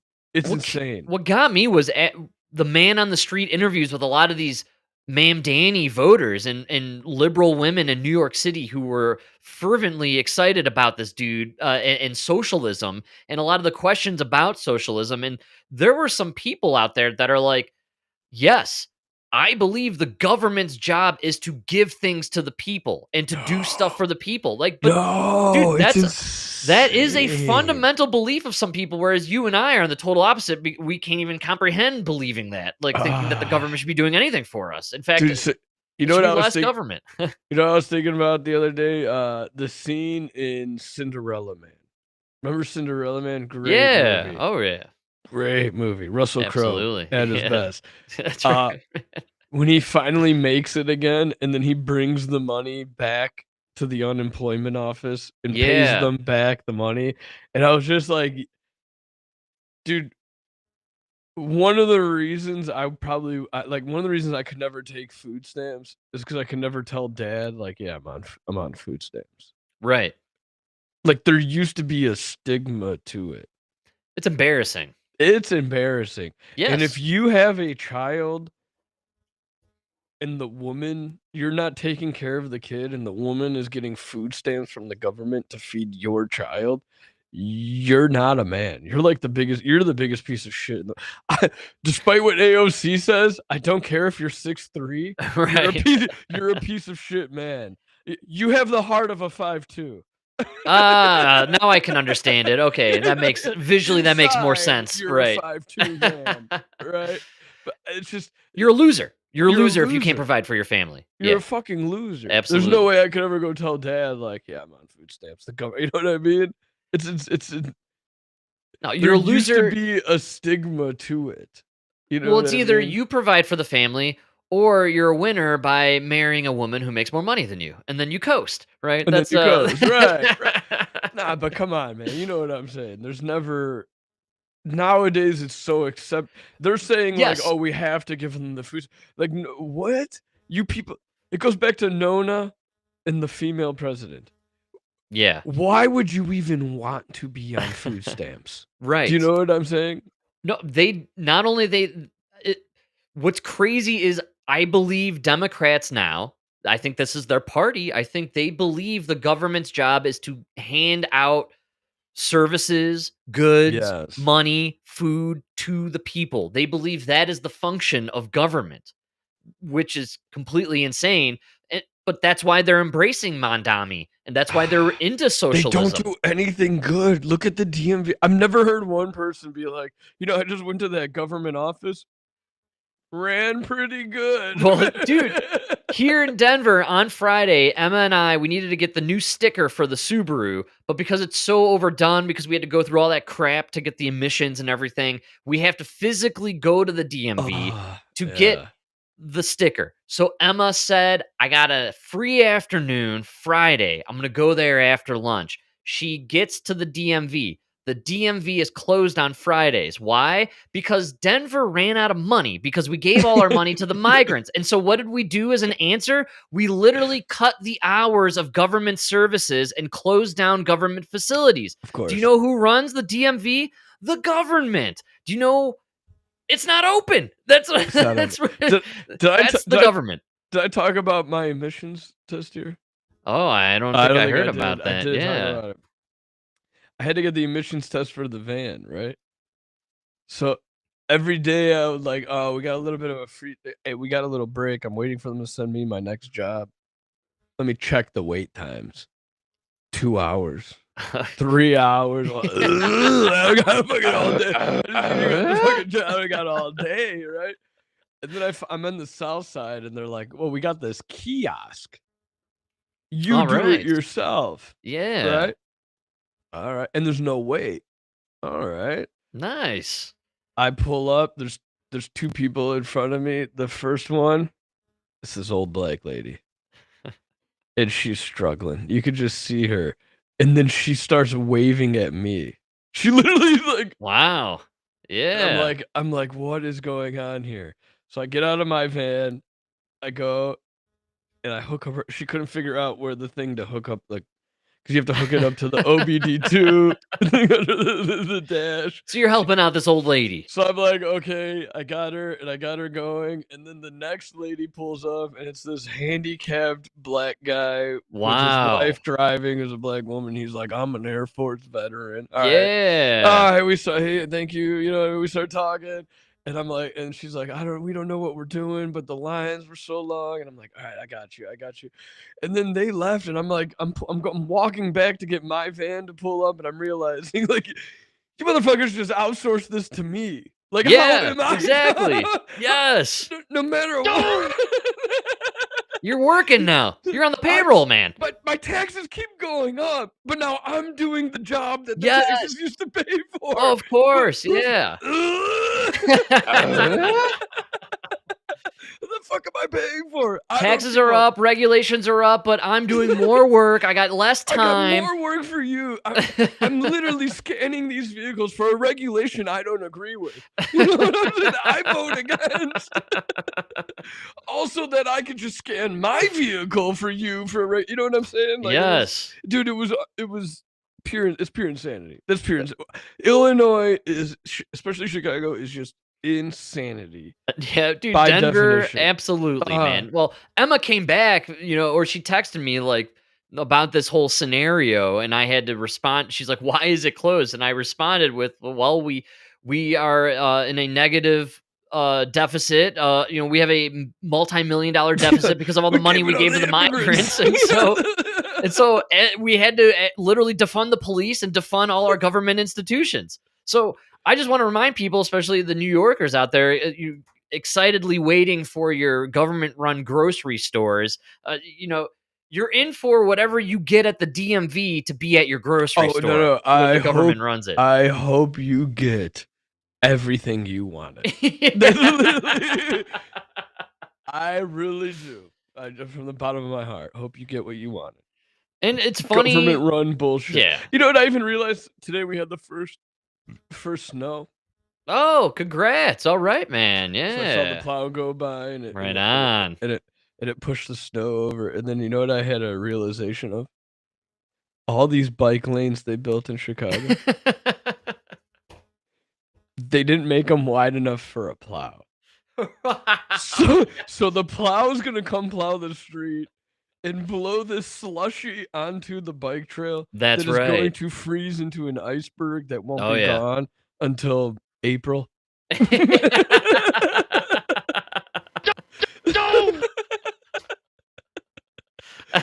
But thank God we spent millions of dollars in slow traffic to a crawl for those bike lanes Well, that are now going to be inoperable for. Yeah, we have the same thing here. Ah. The cyclists are fighting with the city because they removed those floppy arm things that were just getting destroyed by cars driving over them, and they were just everything in these cities, man. Yeah, for the bikers, dude. Yeah, Dude, I gotta tell you though, I never got a laugh so hard from blue collar guys than we were at a school that our truck got robbed at like 3 days before. right, man. And all the guys who work at the school, they came out and they're like, "Hey, don't worry, we set up the cameras so they'll look at you." I'm like, "They got robbed right here?" And he's like, "Yeah, right out of this parking lot." I'm like, "Man, that's crazy. I can't believe the guys robbed this when there's bike lanes right there." Because it's one of the places they just put them in. The laughter you got from those bike lanes. Good thing we're spending our money on what matters most around these I mean, parts. they robbed this van. Did they see the bike lanes? Did they see the bike? I don't know. Maybe they didn't. Maybe they don't know they're there yet. That's the problem. Maybe you guys can elect your own Mamdani, and you'll have your own social workers cruising around to talk these criminals off of the crime, right? Talk More them away after-school from it. programs. Yes. More after school. The guys that robbed our van are like 45-year-old homeless Oh, crackheads. well, you know what? The problem So- is they didn't know that Brandon Johnson was just playing basketball down the street. And they could have just gone, instead of committing crimes, they could have played some b-ball with Brandon Johnson down the street, man. Wait a minute. Did nobody tell them Brandon Johnson is just a black man trying to raise? He's trying to raise black children in Chicago. Come on. Just like you and me, except he's got 150 personnel, police Right. security. $1 million police Yeah, detail. Yeah, exactly. yeah. Well, it's tough out there for the regular common folk, and I think that's why 42 million people are on SNAP benefits. People Oh, are all in on using the system, using the government, getting free handouts because it's hard out there. The jobs aren't paying what we need to live. They've boosted rent and inflation on everything. And it's impossible for the common folk. And I think Mamdani and guys like him are becoming popular because we're all struggling on the base level at the top, and I'm not even talking the 1%, man. I'm talking on the 0.01% of the 1%. They just keep moving up higher and higher, man. And we're now living in a world where we have our first trillionaire. And yeah. He deserves it. Give it to him. Mike says give it to him. It's the decision that could pave the way for Elon Musk to become the world's first trillionaire. It's not a money thing. It's a reasonable control thing over the future of the company. Tesla shareholders will gather in Texas today and vote on whether to raise his ownership in the company from 13% to nearly 30%. Under the terms of the potential deal, his personal wealth could eventually top $2 trillion. Excuse me? Yeah, but none of you else thought about doing it. Everybody said starting a car company was impossible, and he started an electric car company, which was like doubly impossible. You know Yeah, what I'm saying? Like absolutely. he's done everything you guys said is impossible. And you know, I think when everybody says something is impossible and then you do it, you deserve it. You know what I mean? For Because sure. Yeah. it's just everybody else looked at that and was like, "No, literally cannot be done." And then you did it, and now they're mad that you're making more money than them. Go fuck yourself, right? I don't know. No, I totally agree, but I mean, is he really the first trillionaire? I'd argue that the Saudis are probably in the trillionaire region Saudis are somewhere. very, Combine the wealth of the Rothschild family. I'm sure they're up there in the Nah, trillion totally. range at some point. I can He'll only just be the assume. first one we know about. That's what I'm saying. I mean, even Yeah. the Vatican, I bet the Vatican has $1 trillion worth of gold and goods and stuff The we art don't even know. alone. Absolutely, Dude, the man. art alone in the Vatican. And Where do you I've think heard Hitler put all the stuff Hitler stole? Where do you That's think it right, ended up? man. Yeah, absolutely. Come And on. I've also heard Putin, with his unknown assets, is already Is probably also a a trillionaire, trillionaire at this point. And nobody ever talks about these assholes, the royal family in Buckingham Palace. I'm assuming they are on some level trillionaires Yeah, at did some you see point that there.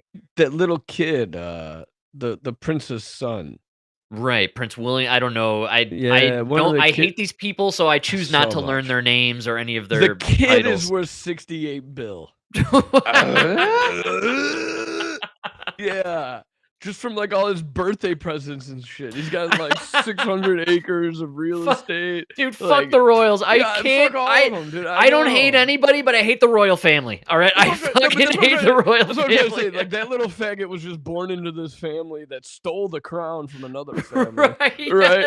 Yes. Like ages ago. Like before this kid was Yes. even thought of. Right? In the meantime, they're mad at Elon Musk, who has done 3 things everybody said was impossible. Right. Absolutely, dude. I Great mean, call. come on. At least give it to him. You know, I don't know. He deserves it. In my opinion, he deserves it. No, I'm on board. I would with it. never be him. If I ever get $1 billion, I'm gonna be Jeff Bezos. I'm taking the steroids. I'm getting the hot young Latina. You know what I'm saying? Dude, Jeff Like, Bezos, like living on the yacht. Did you see him though? He literally got ultra jacked in like 3 months, man. Oh yeah, but good for him, dude. I would too. Fuck, fuck that. Get the hottest girlfriend, dude. Here's what I like about Jeff Be a billionaire. Bezos.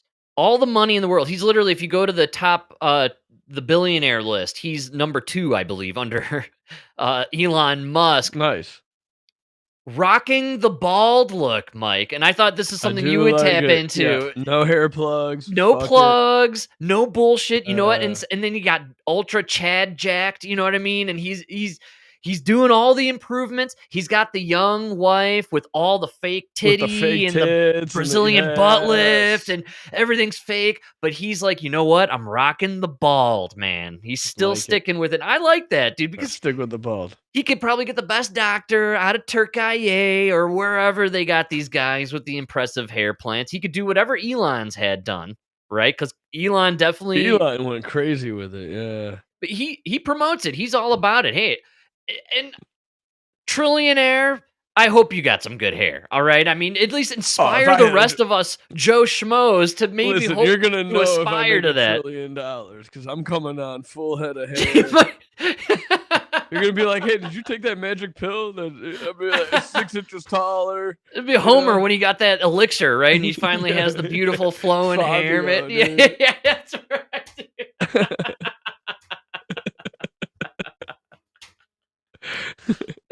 I'm saying, Bezos, I'm impressed. I like how he's still saying to all the bald kings out there, the bald kings. The bald kings. Yeah, He's saying, "Hey kings, keep it bald, keep it nice and clean. You can Yeah, still be fuck number it. 2 on the list of billionaires." It's amazing that Elon is entering trillionaire status, though. Can we admit it, man? Money worthless at this point. I mean, what the fuck that's is all a it tells dollar me, bill? Dude? Like, I got a stack of $2 bills. This guy used to tip us at this bar I used to work at. I was looking at it the other day. I'm like, this is monopoly money. We got trillionaires now running around the world, man. So money needs a refresh to be fresh of some sort. And I'm not Think talking about about- Bitcoin or any of that stuff. We need like other money of some Think sort. about it. If I was like, Frank, guess what, man? I'm giving you $100,000. You're gonna be like, yeah, woo, and then you're gonna look around and be like, well, after taxes, I could get a mediocre car. Yes, seriously, dude. It's not like I'm buying a house. It's not like it's like, all right, I could buy like a BMW, maybe. It's funny that I saw this statistic, or it was a graph of a poll done based generationally. They polled boomers, Gen X, millennials, and Gen Z, and it was their perspective of what income meant upper middle class or wealthy, like you made it successfully, or at least, good life. And boomers believe $99,000 was yeah, exactly. It's not 1990, motherfucker. But then Gen X, millennials, they're in the like $150,000, $200,000 range. Yeah. Gen Z, median guess for them was $500,000 to be successful, which is probably more accurate, actually, considering we now have trillionaires amongst us. And all I could think of is boomers. You guys live in a fantasy land, man, where Dude, like the average home is $400,000. That's what I'm saying. What the fuck are you gonna do with $99,000? Boomers don't get it, man. I'm telling you right now, because they just announced this week the median age of a house first-time home buyer, 40. Whoa. Yeah, dude, 40 years old. So if you're out there and you're in your 30s and you feel down and out and out of luck because you haven't bought a house yet, man, you are just with everybody else. So nobody is getting their houses. I'm in my man. 1-bedroom apartment. Dude, the boomers bought their houses for barely 6 figures 35, 40 years ago, and they haven't let go of anything, man. And then they're walking around, they're going to their vacation lake houses and their condos in Florida, and then they get polled, hey, what do you think is a good average salary to make it in America? Oh, sub 100,000 a year should be just fine. Dude, yeah, dude, these people, my god, boomers live in a world where they believe everything the news tells them, and then you don't need any money to actually live in America these days. I talked about it on because the life is other perfect. episode. I talked to the guys at work, and I'm like, yeah, I make 6 figures. I make the same as you. You make 6 figures, barely. And you can't afford that truck. None of us can afford a new truck. None of us can afford a new truck. But you know what? If you'll never be able to get that house, might as well splurge on the nice truck. That's all you can get. guess, That's but all you're ever man, gonna get. If you're I gonna be guess doomed to renting forever, you might as well have a nice ride and cruise I'll tell you. around in style. I'll tell you what, I'm never coming up with an $80,000 down payment to buy the average 400. Dude, the houses in Illinois, and It's we talked about it impossible. before the episode. What's mind blowing is people point to the prices of houses in Illinois that they're so high, Right. and then like houses in Florida are low, and I'm trying to tell them, yeah, that's because nobody's building houses in Illinois.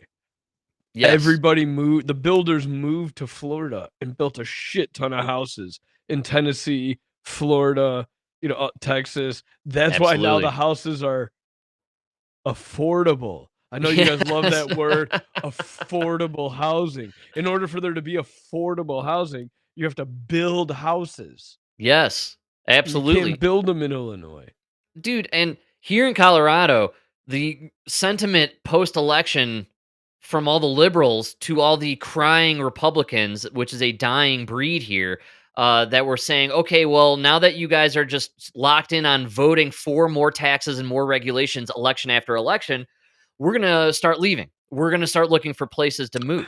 Yeah, And why w- not? Why and wouldn't you? all the liberals are, oh, see ya, don't let the door hit you on your ass on the way out. Well, you know what? Eventually, you're going to pass enough regulation and taxation where you kick out all the high income earners and all the job creators. You're going to push everybody out. It's going to create these jobs for you. And then there's going to be nobody to provide the paycheck for your $19 an hour minimum wage that you're insisting I everyone know, it's following on. insane. And everyone's going to go to Florida. And I'm just saying this anecdotally here in my own home, where we have offers often to move, to leave Colorado and go somewhere else. And we were using this election as kind of a basis for how we decide to move forward and call it a sign from God, from the universe, if you will. But we thought, well, if our community and our neighbors decide they want to keep taxing and regulating, we're just going to take the next offer and hit the road and go to Florida.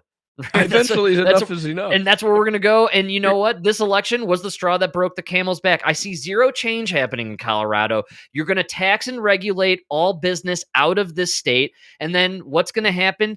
The prices are going to plummet and no one's going to want to move here. And you're going to turn into Detroit. That's literally what's going to happen. My biggest look at Florida, dude. There's no income tax. Exactly. And they're trying to get rid of property tax for your primary house. Yes, and that's why we're looking to move to Florida, That's amazing. man. That's how, like that. Talk about freedom. Yes. Right? That's real freedom. I own this land. Absolutely, man. So I don't think I feel bad for these Democrat voters. They don't realize they're pushing out the job creators, the entrepreneurs, the business. You're pushing that out your state, and they're going to go to places like Florida that are booming economically. They're doing great right now. They have some of the best school systems in America now, and no But crime. Their housing prices are going down because so many fuckers are building this. It's easier and cheaper to build in Florida. You know what I mean? I do. Yeah, absolutely. And that's why I'm costs double searching. to build here because you got to pay off all the corrupt assholes. Well, and it's corruption through and through, and this is a major theme running through all Democratic metropolitan areas. And I can think of fewer cities that have become worse over the last 40 years than San Francisco. And it's amazing that they Jesus keep voting Christ. their same politicians into office, except for next year. Finally, a change in guard, Nancy Pelosi stepping down and announcing her retirement, Mike. After 40 years Jesus as a career politician, I thought we should dip a little bit into it. We got a little time. Are you down to play around here with some Nancy Pelosi? When she came into the office, the Bears had a Super Bowl team. We were doing the Super Bowl shuffle, bro.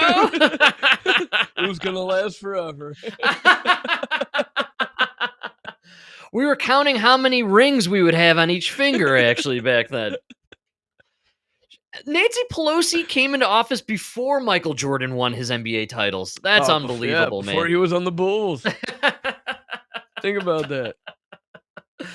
Oh, man. So Pelosi... that guy retired twice, lost his dad to a gambling bet. He was still in college. He wasn't even on the Bulls when all that during her, 40 years is such an insane... This is the oligarchy. Yes. This is the oligarchy. They really spell it out here beautifully on this little news clip where this is NBC News, so they're obviously going to be very positive in their 40 years. Her greatest salary, her highest salary was $178,000. She's worth $150 million. Yes, dude. She beat the S&P by like 10,000%. Did you see that comparison to Warren Buffett?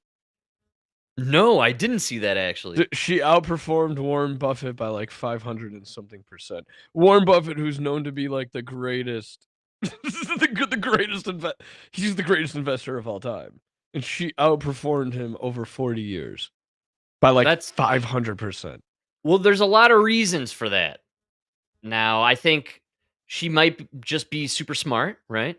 No, that's possible, and I'm just going to throw this out as a possibility. Maybe her husband was potentially involved in insider trading.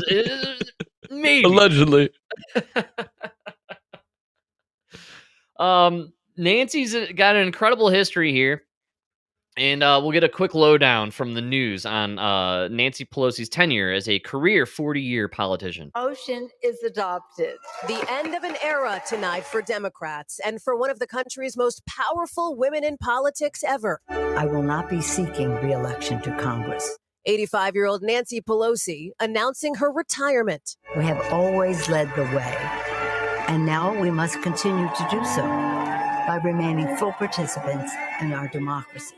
Pelosi was first elected to represent San Francisco nearly 40 years ago, ultimately becoming in 2007 the first woman to serve as Speaker of the House. Today, we have broken the marble ceiling.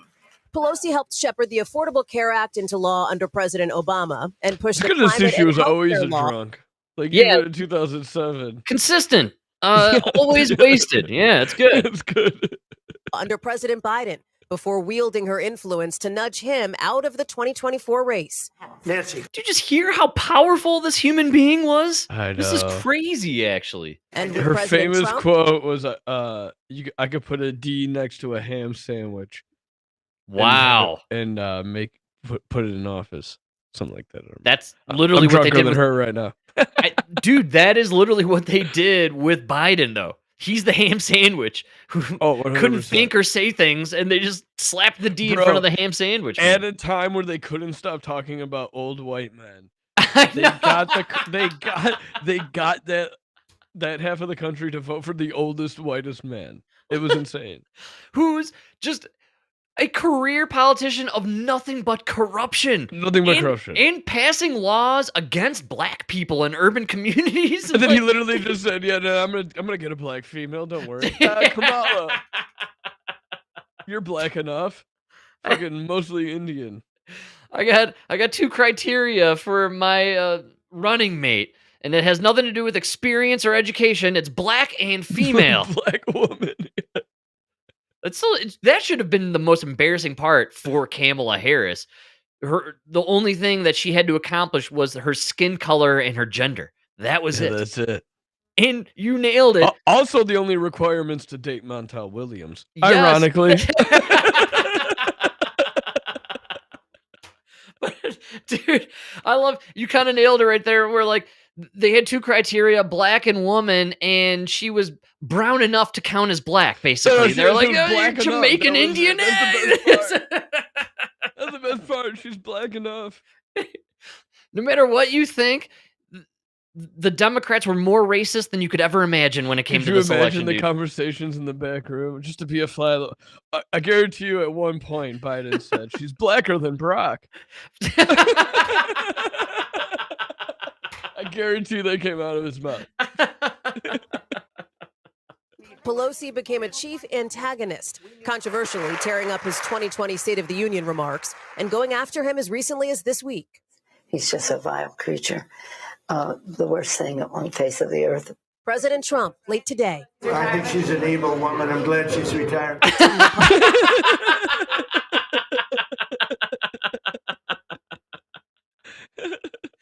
Republicans have questioned the millions she and her husband made in stock trades, with Pelosi brushing off accusations of insider trading, saying she's not involved in her husband's investment choices. Pelosi has faced the threat of political violence. 3 years ago, Paul Pelosi was attacked in the couple's home. Today, her focus on her constituents as she steps away from the chamber she shaped for decades. All right. I love how they threw in the Paul Pelosi, David DePappy lovers quarrel turned bad. I was explaining that to Emma yesterday. We were out to dinner and just chatting about Pelosi retiring, and I was telling her the details of the David DePappy scenario and rehashing She couldn't it. handle it. No, she couldn't believe me because they don't know the details of him being in his underwear, the glass, holding the hammer, dude, the glass of being outside the window is nuts. So he hammered. That's where I got Emma, because she had no idea that the body cam footage was released and that DePappy's got the hammer. They're both holding each other's arms, and in the other free hand, a pantless Paul Pelosi is holding his freshly made cocktail. And you're just like, who opened the door in this scenario? Like, seriously, who's opening it? All I want to know is who opened the door, because nobody has a free hand here. It was his cock. I've told you before. It's called cock magic, my man. Listen, you get to the level where you're fucking a Pelosi. You know what I'm saying? You got some skill. I took a little time to do some Grok investigation. Did you check out Grokpedia recently? No. They released. I love Grok though. Grok is great, and you could do Grokpedia, which is the answer to the CIA-run Wikipedia, and the difference is amazing. I challenge everyone, it's very simple. Wikipedia, George Floyd, and then do Grokpedia, George Floyd. You're in for an entertaining experience. That's crazy. That's crazy. Yeah. According to Grok, when you pump in a little question about some of the allegations with the Pelosi's and their insider trading, it is pretty funny when you kind of just get a brief overview of it. The trades generated massive profits, as we've joked about, reportedly turning in an initial $758,000 investment into over $133 million since 1987, outperforming the Dow by 17,000%. Yeah, man. He's the greatest investor of all time. Of all time. There's no insider trading. But make sure you lock up Martha Stewart. That's right. Martha Stewart should go to Great prison. call, dude. So there are a few examples that they give, just some like quick ones on where maybe, just maybe, people think that there was some insider trading. January 20th, Paul Pelosi exercised options for 5 million in Amazon and Facebook shares. This was shortly before the COVID-19 pandemic was declared. Wow.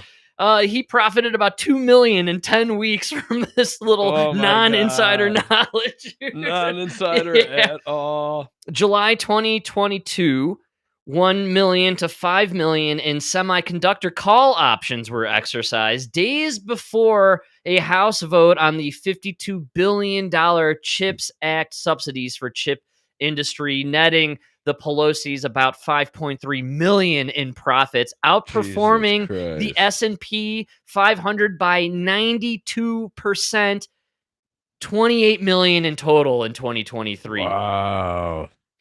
We're just doing the last 4 years here, folks. I know. We're not even talking about the 40 years she was in politics, man. And if you're doing a Pelosi tracker on autopilot, you're up 27%. Yeah. Excuse me?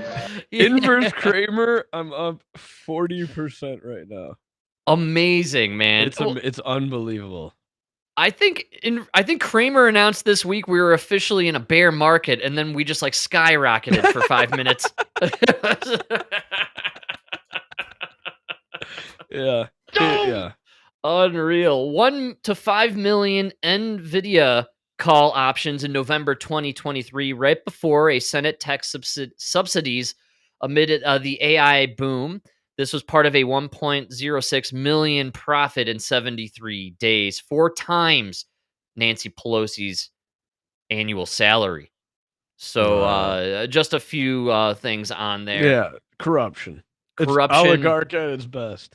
Absolutely, man. on. And that's how you work for the public. You're serving the American people for 40 years and somehow become a multi-millionaire. Hundred, just like Bernie Sanders. Yeah, It's all exactly, these man. people who are talking no kings and no this, no that. They all have hundreds of millions of dollars. from Yes. serving the public. It's crazy. It's absolutely crazy. insane. And then you got that video that was trending this week. I won't play it, but it was Michelle Obama, Big Mike. You heard it first. Big Mike. And she was complaining in one of her podcast episodes about having her beauty personnel following her every day and I how she had to know. wake up early and get prepped and primed Go by fuck a yourself. team of she called it like her glam team. You or look like whatever. a gorilla, and they called you the most beautiful first lady. Melania is an international supermodel. They called her ugly.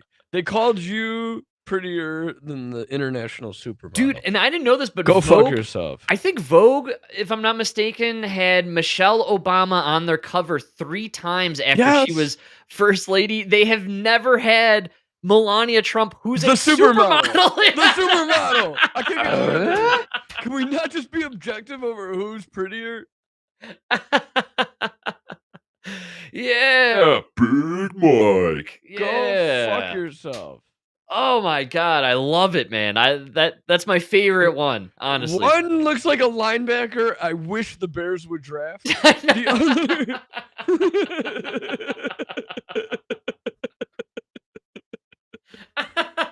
You know what I'm saying? The other one is a beautiful supermodel. Come on. Absolutely. International supermodel, man. They really I wish the Bears starting line had the shoulders of Michelle Obama. You know what I mean? Oh, yes, man. Well, Mike, anything you want to close We out gotta with? go one headlight, man. This is crazy. One headlight is freaking crazy, man. Insane. If there's one story I want to be true, it's the alien spaceship, the A1 Atlas, or 3-1 Atlas. 3-Eye Atlas, I 3-Eye. believe, is the name Yeah. of the I'm one drunk. headlight. The Long one podcast. headlight. You give me with the 2 hours. All right, man. So one headlight, the 3-Eye Atlas, intergalactic kegger cruising around the sun. Everyone's saying, hey, we don't have any pictures because of the shutdown, so we're not going to show any pictures of this thing. And don't worry, it's just a comet. And don't pay attention to the fact that it may have changed speed and direction right around the sun. and there might be some jet propulsion going on that kind of doesn't really happen naturally. I'm just a plumber, but how does that happen? So we're going to close out here with some potential, I don't know, man. It's an intergalactic kegger. That's what I'm going to go with. I've been saying it since day one. I think we might be Look how seeing... happy he is. He might be the only one that was right. It's so funny. He probably put down a prop bet on this like months ago. He's like, I'm going to be the only one dropping $1,000 on this being I a hope spaceship. It pays off. He's really going to be the first trillionaire when this pays off. Absolutely, man. He keeps saying that you'll know it's legitimately AI or alien tech if the markets plummet or if there's some major movement going on with gold and different market areas. So we maybe have yet to see the true ramifications here, but he's been calling it since day one, and now here we are.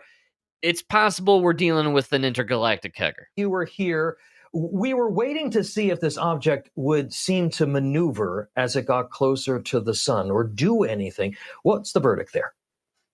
Well, thanks for having me. It did maneuver. It deviated from the path that we would have expected it to go through if its trajectory was sculpted by gravity alone. And the amount of boost to its velocity was equivalent to a jet carrying 5 billion tons of matter that would... Excuse me? Yeah. That's a lot of matter. Equivalent to a jet? All right, I think this is a little something that we're dealing with here, right? Come on, we got jet propulsion going on with this thing. Yeah. Give it a recoil.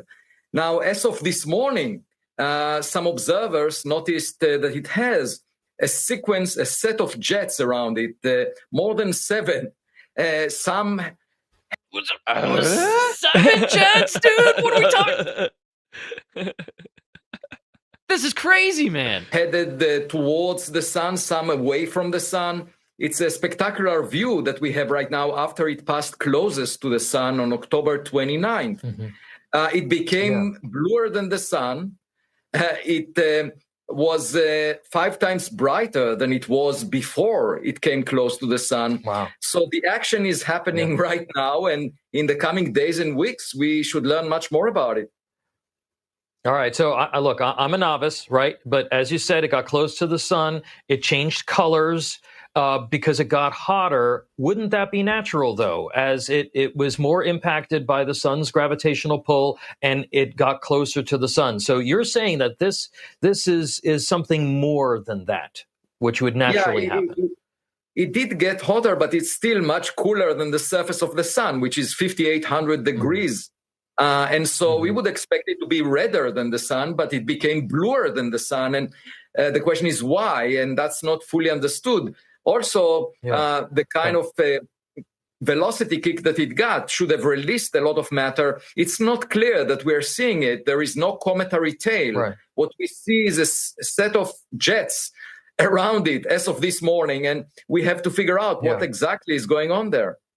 All right, man. He's made it pretty clear that there's some jet propulsion going on in multiple versions of it, as if this thing is being steered, basically. Right? That's why.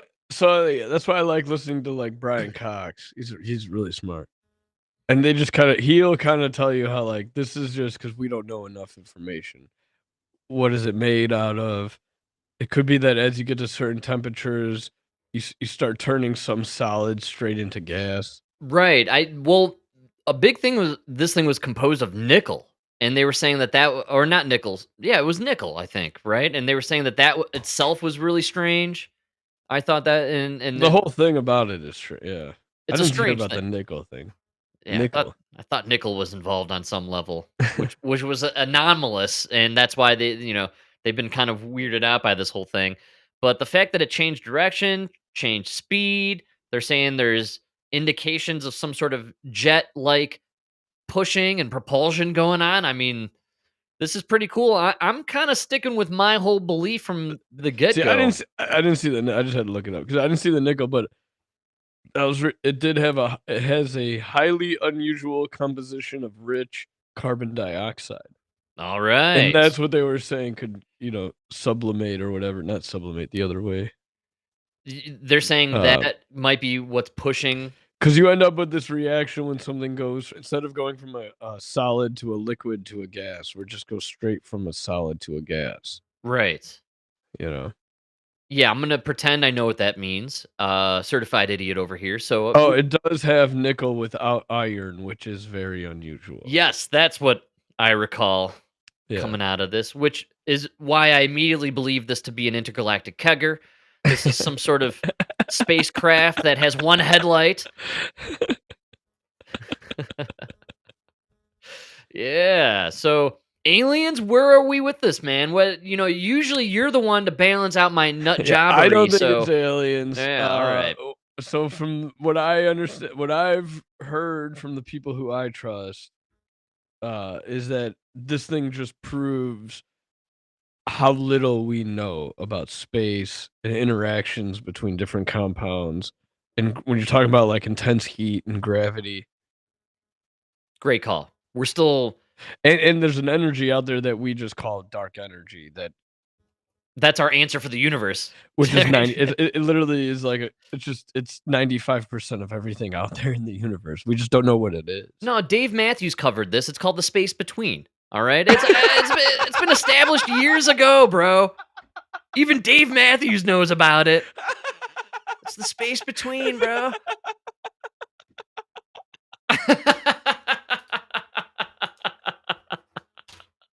That's so good. Dave Matthews. He has the answer for all our life's questions, man. Why don't we listen to him more? Turn to Dave Matthews. He's just tripping billies out there, man. Come on. That was so good. I just think really there's probably we don't know anything about space, right? I think when it comes to like how we detect just chunks of the sky, we're looking at like 1% or 0.1%. Oh, And such a that's small even percent. how we found this thing barely like a few months ago, allegedly, right? Well, they were even saying like the James Webb Telescope could only see like 14 billion years. Right. And that's just as far as we can see because that's how old, that's the speed of light. Exactly. And that's how that's how old the universe is. Right. So, Well, anything beyond that. Alex Jones had this guy, Dark Journalist, on. He's a big UFO dude and really into the alien stuff. And he was claiming that NASA and everyone has known about this Atlas thing for a long time, for like years, if not a decade. And Probably. that there is something going on with this thing, but they're just not revealing it to us. I always harken back to Project Bluebeam whenever stuff like this goes on and they're pushing alien arrival of some point. It's always some sort of psyop in my mind. That's why I recommend one of the greatest reads of all time for the conspiracy nut job theorist out there, Behold a Pale Horse. It is by William Cooper. He details in here the alien phenomenon, the fact that they do exist and there's this secretive program to hide it from the public, but that there is eventually going to be either some sort of fake alien invasion where they control the masses of humanity and or an actual alien invasion of some sort. Never know what's going to come down the pike, but I'm going alien probe with this thing, like I did in the last episode. I like the probe idea. I think that a humma was also probably some sort of first primary probe. Those Like are some big probes, man. Why send something so big? Well, I mean, it's not the size of the probe, but that's how you use it, my Motion man. of the space-time continuum. Maybe the aliens, a bunch of short kings, and they want to make up for the short king element of their race with some big probes. You know what I'm saying? Yeah. Then they get here and they're like, it took too long. They used to like, they used to like short guys. Now it's nothing but it's all about 6 feet.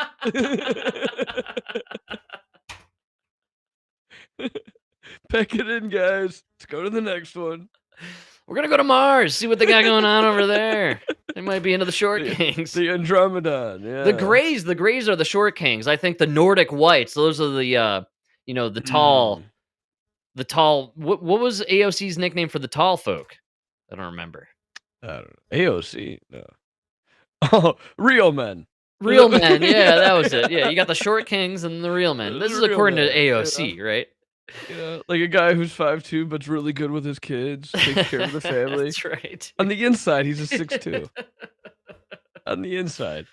Yeah, man. So aliens. I like the idea of this being aliens and a probe of some sort. Maybe, possibly. I don't think it's an alien. I think it is just proving the holes in our understanding of the universe. Yeah, and our technology is still in its infancy. We think we think we're so smart and sophisticated. Dude, we're monkeys yes. on a rock. I couldn't agree more, man. I was really the other day. I had to stop. I had to shimmy to a gas station on my ride to work, and I had like a sliver of time to squeeze it in there. I'm like, I could squeeze like a 5-minute stop off to get some gas, and I pulled off. I got to the machine, and I realized we're here. We got all this technology, the touch screen, and I'm just sitting here answering a million questions on this fucking thing. And I'm like, dude, I got 5 minutes. I just want to pump my gas. You got the card with the magic chip. You wave it, and it's like instantly you're gonna start the gas. But no, like, oh, do you want to be a verified customer? No. Would you like the car wash? No. You don't want to save 2 cents per? No. How about donating to the rainforest? No. Do you want your receipt? No. Damn it. I just want to pump my gas. Dude, it's 2025. We got touch screen, digital everything. We're barely using money anymore. Why am I answering a million questions to pump the freaking gas, dude? It never gets better for us. No, and this is why I have no faith in AI or robots or anything. I can see now down the road 30 years from now, and I'm talking to a robot, and they're like, well, do you want the car wash? I'm like, no. You know, you got this robot just asking a million questions. You don't want it supersized? I can see your car is leaning to the left. You are a heavy fella. You should get the supersize. And porn will be fantastic. Porn will be perfect. It'll be the greatest porn. It'll be advertised through everywhere you go. But porn will be fantastic. The future will be good because we won't have to leave our couches. It's just the AI will read our mind. It'll play the porno in front of us. Yes. It'll be a one of the quad screens. You'll have porn, something anti-Trump, football, and then more porn, and then the AI will read your mind, and the Grubhub will just show up magically at your door. It'll be exactly what you were thinking of, right? Yeah. So you'll never have to stop jerking off. You can just reach out the door, grab the food, keep stroking it, you know, and you're watching the porn, the football. You got your fantasy team. That'd be fantastic. That'd be fantastic. And then, of course, you'll have, if you're rich enough, you'll have your sex robot, so you'll never have to leave the house. I can't wait right? for those. We're almost there, right? I keep seeing. So close. We were talking about that one Elo shitty Yeah, robot. I was just thinking that though. Like, when do you find out your sex robot is just a dude in India wearing VR goggles? Do you like that? How good does it feel?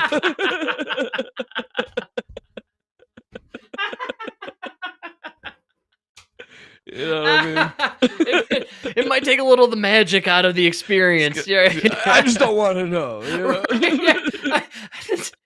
You could be there. Just don't tell me, right? Just don't tell me. Yeah. Yeah, at the end of it, kind of like an Uber ride. Like this whole thing was brought to you by Havinder in Punjab district, right? Like, maybe don't show me those details at the end of it. You just got a bunch of dudes in India with carpal tunnel. Tennis elbow, bro. It afflicts us all, man.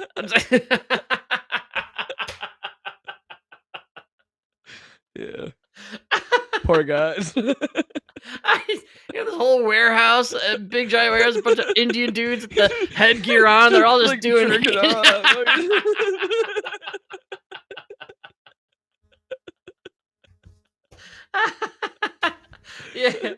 Yeah, man. Oh, that is good how stuff. Far away are we? That's the future, though, right? That's what it'll take, because I'm seeing a lot of people betting against AI. You know that dude who they made the Big Short movie out of, who right?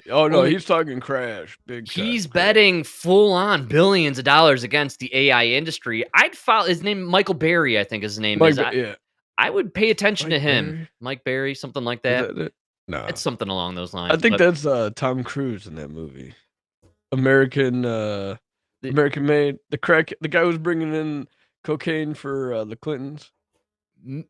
Maybe I don't remember exactly. Yeah, Michael Berry. I'm almost certain is the guy. It might be. Yeah, it might be. But either way, people are giving him a lot of crap because he's betting against the AI market. But so far, I think the AI thing is just a bunch of bullshit.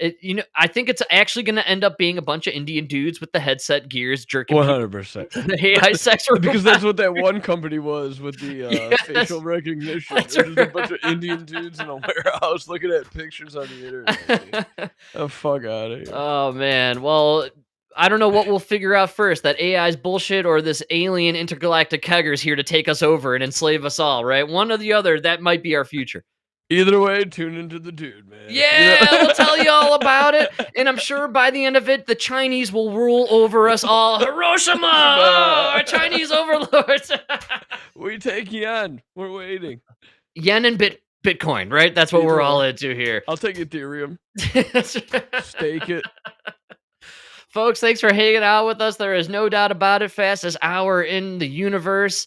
We will have plenty more to get to next week. Want to wish everybody a great rest of your weekend. Enjoy your week at work or hanging around with your sex robot who's really an Indian in Punjabi with the headset on. I can't wait. That's what I'm working for. That's right, man. It's our futures for sure. We got DJ Rodfather here. I can I got a feeling he's got something lined up You that we already may know have what it discussed. is. You already know what it is. Just to help us better understand the universe. Black matter.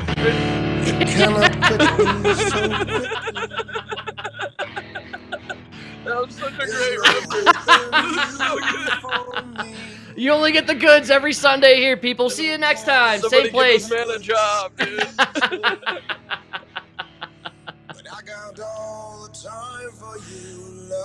Look at AI. This is all we get out of it. It's worth it just to make me look skinnier. And I look more manly. I love it every time, man. Only a quarter game.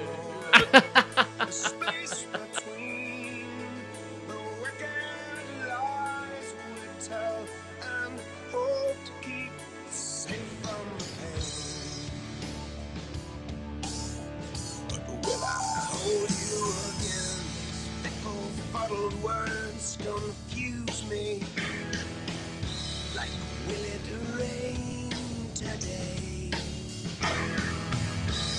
Waste the hours with talking.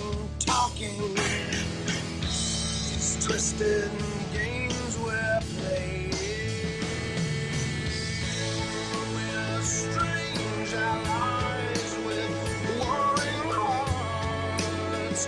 What a wild-eyed beast you be. The space between the wicked lies we tell and hope to keep safe from the pain. Will I hold you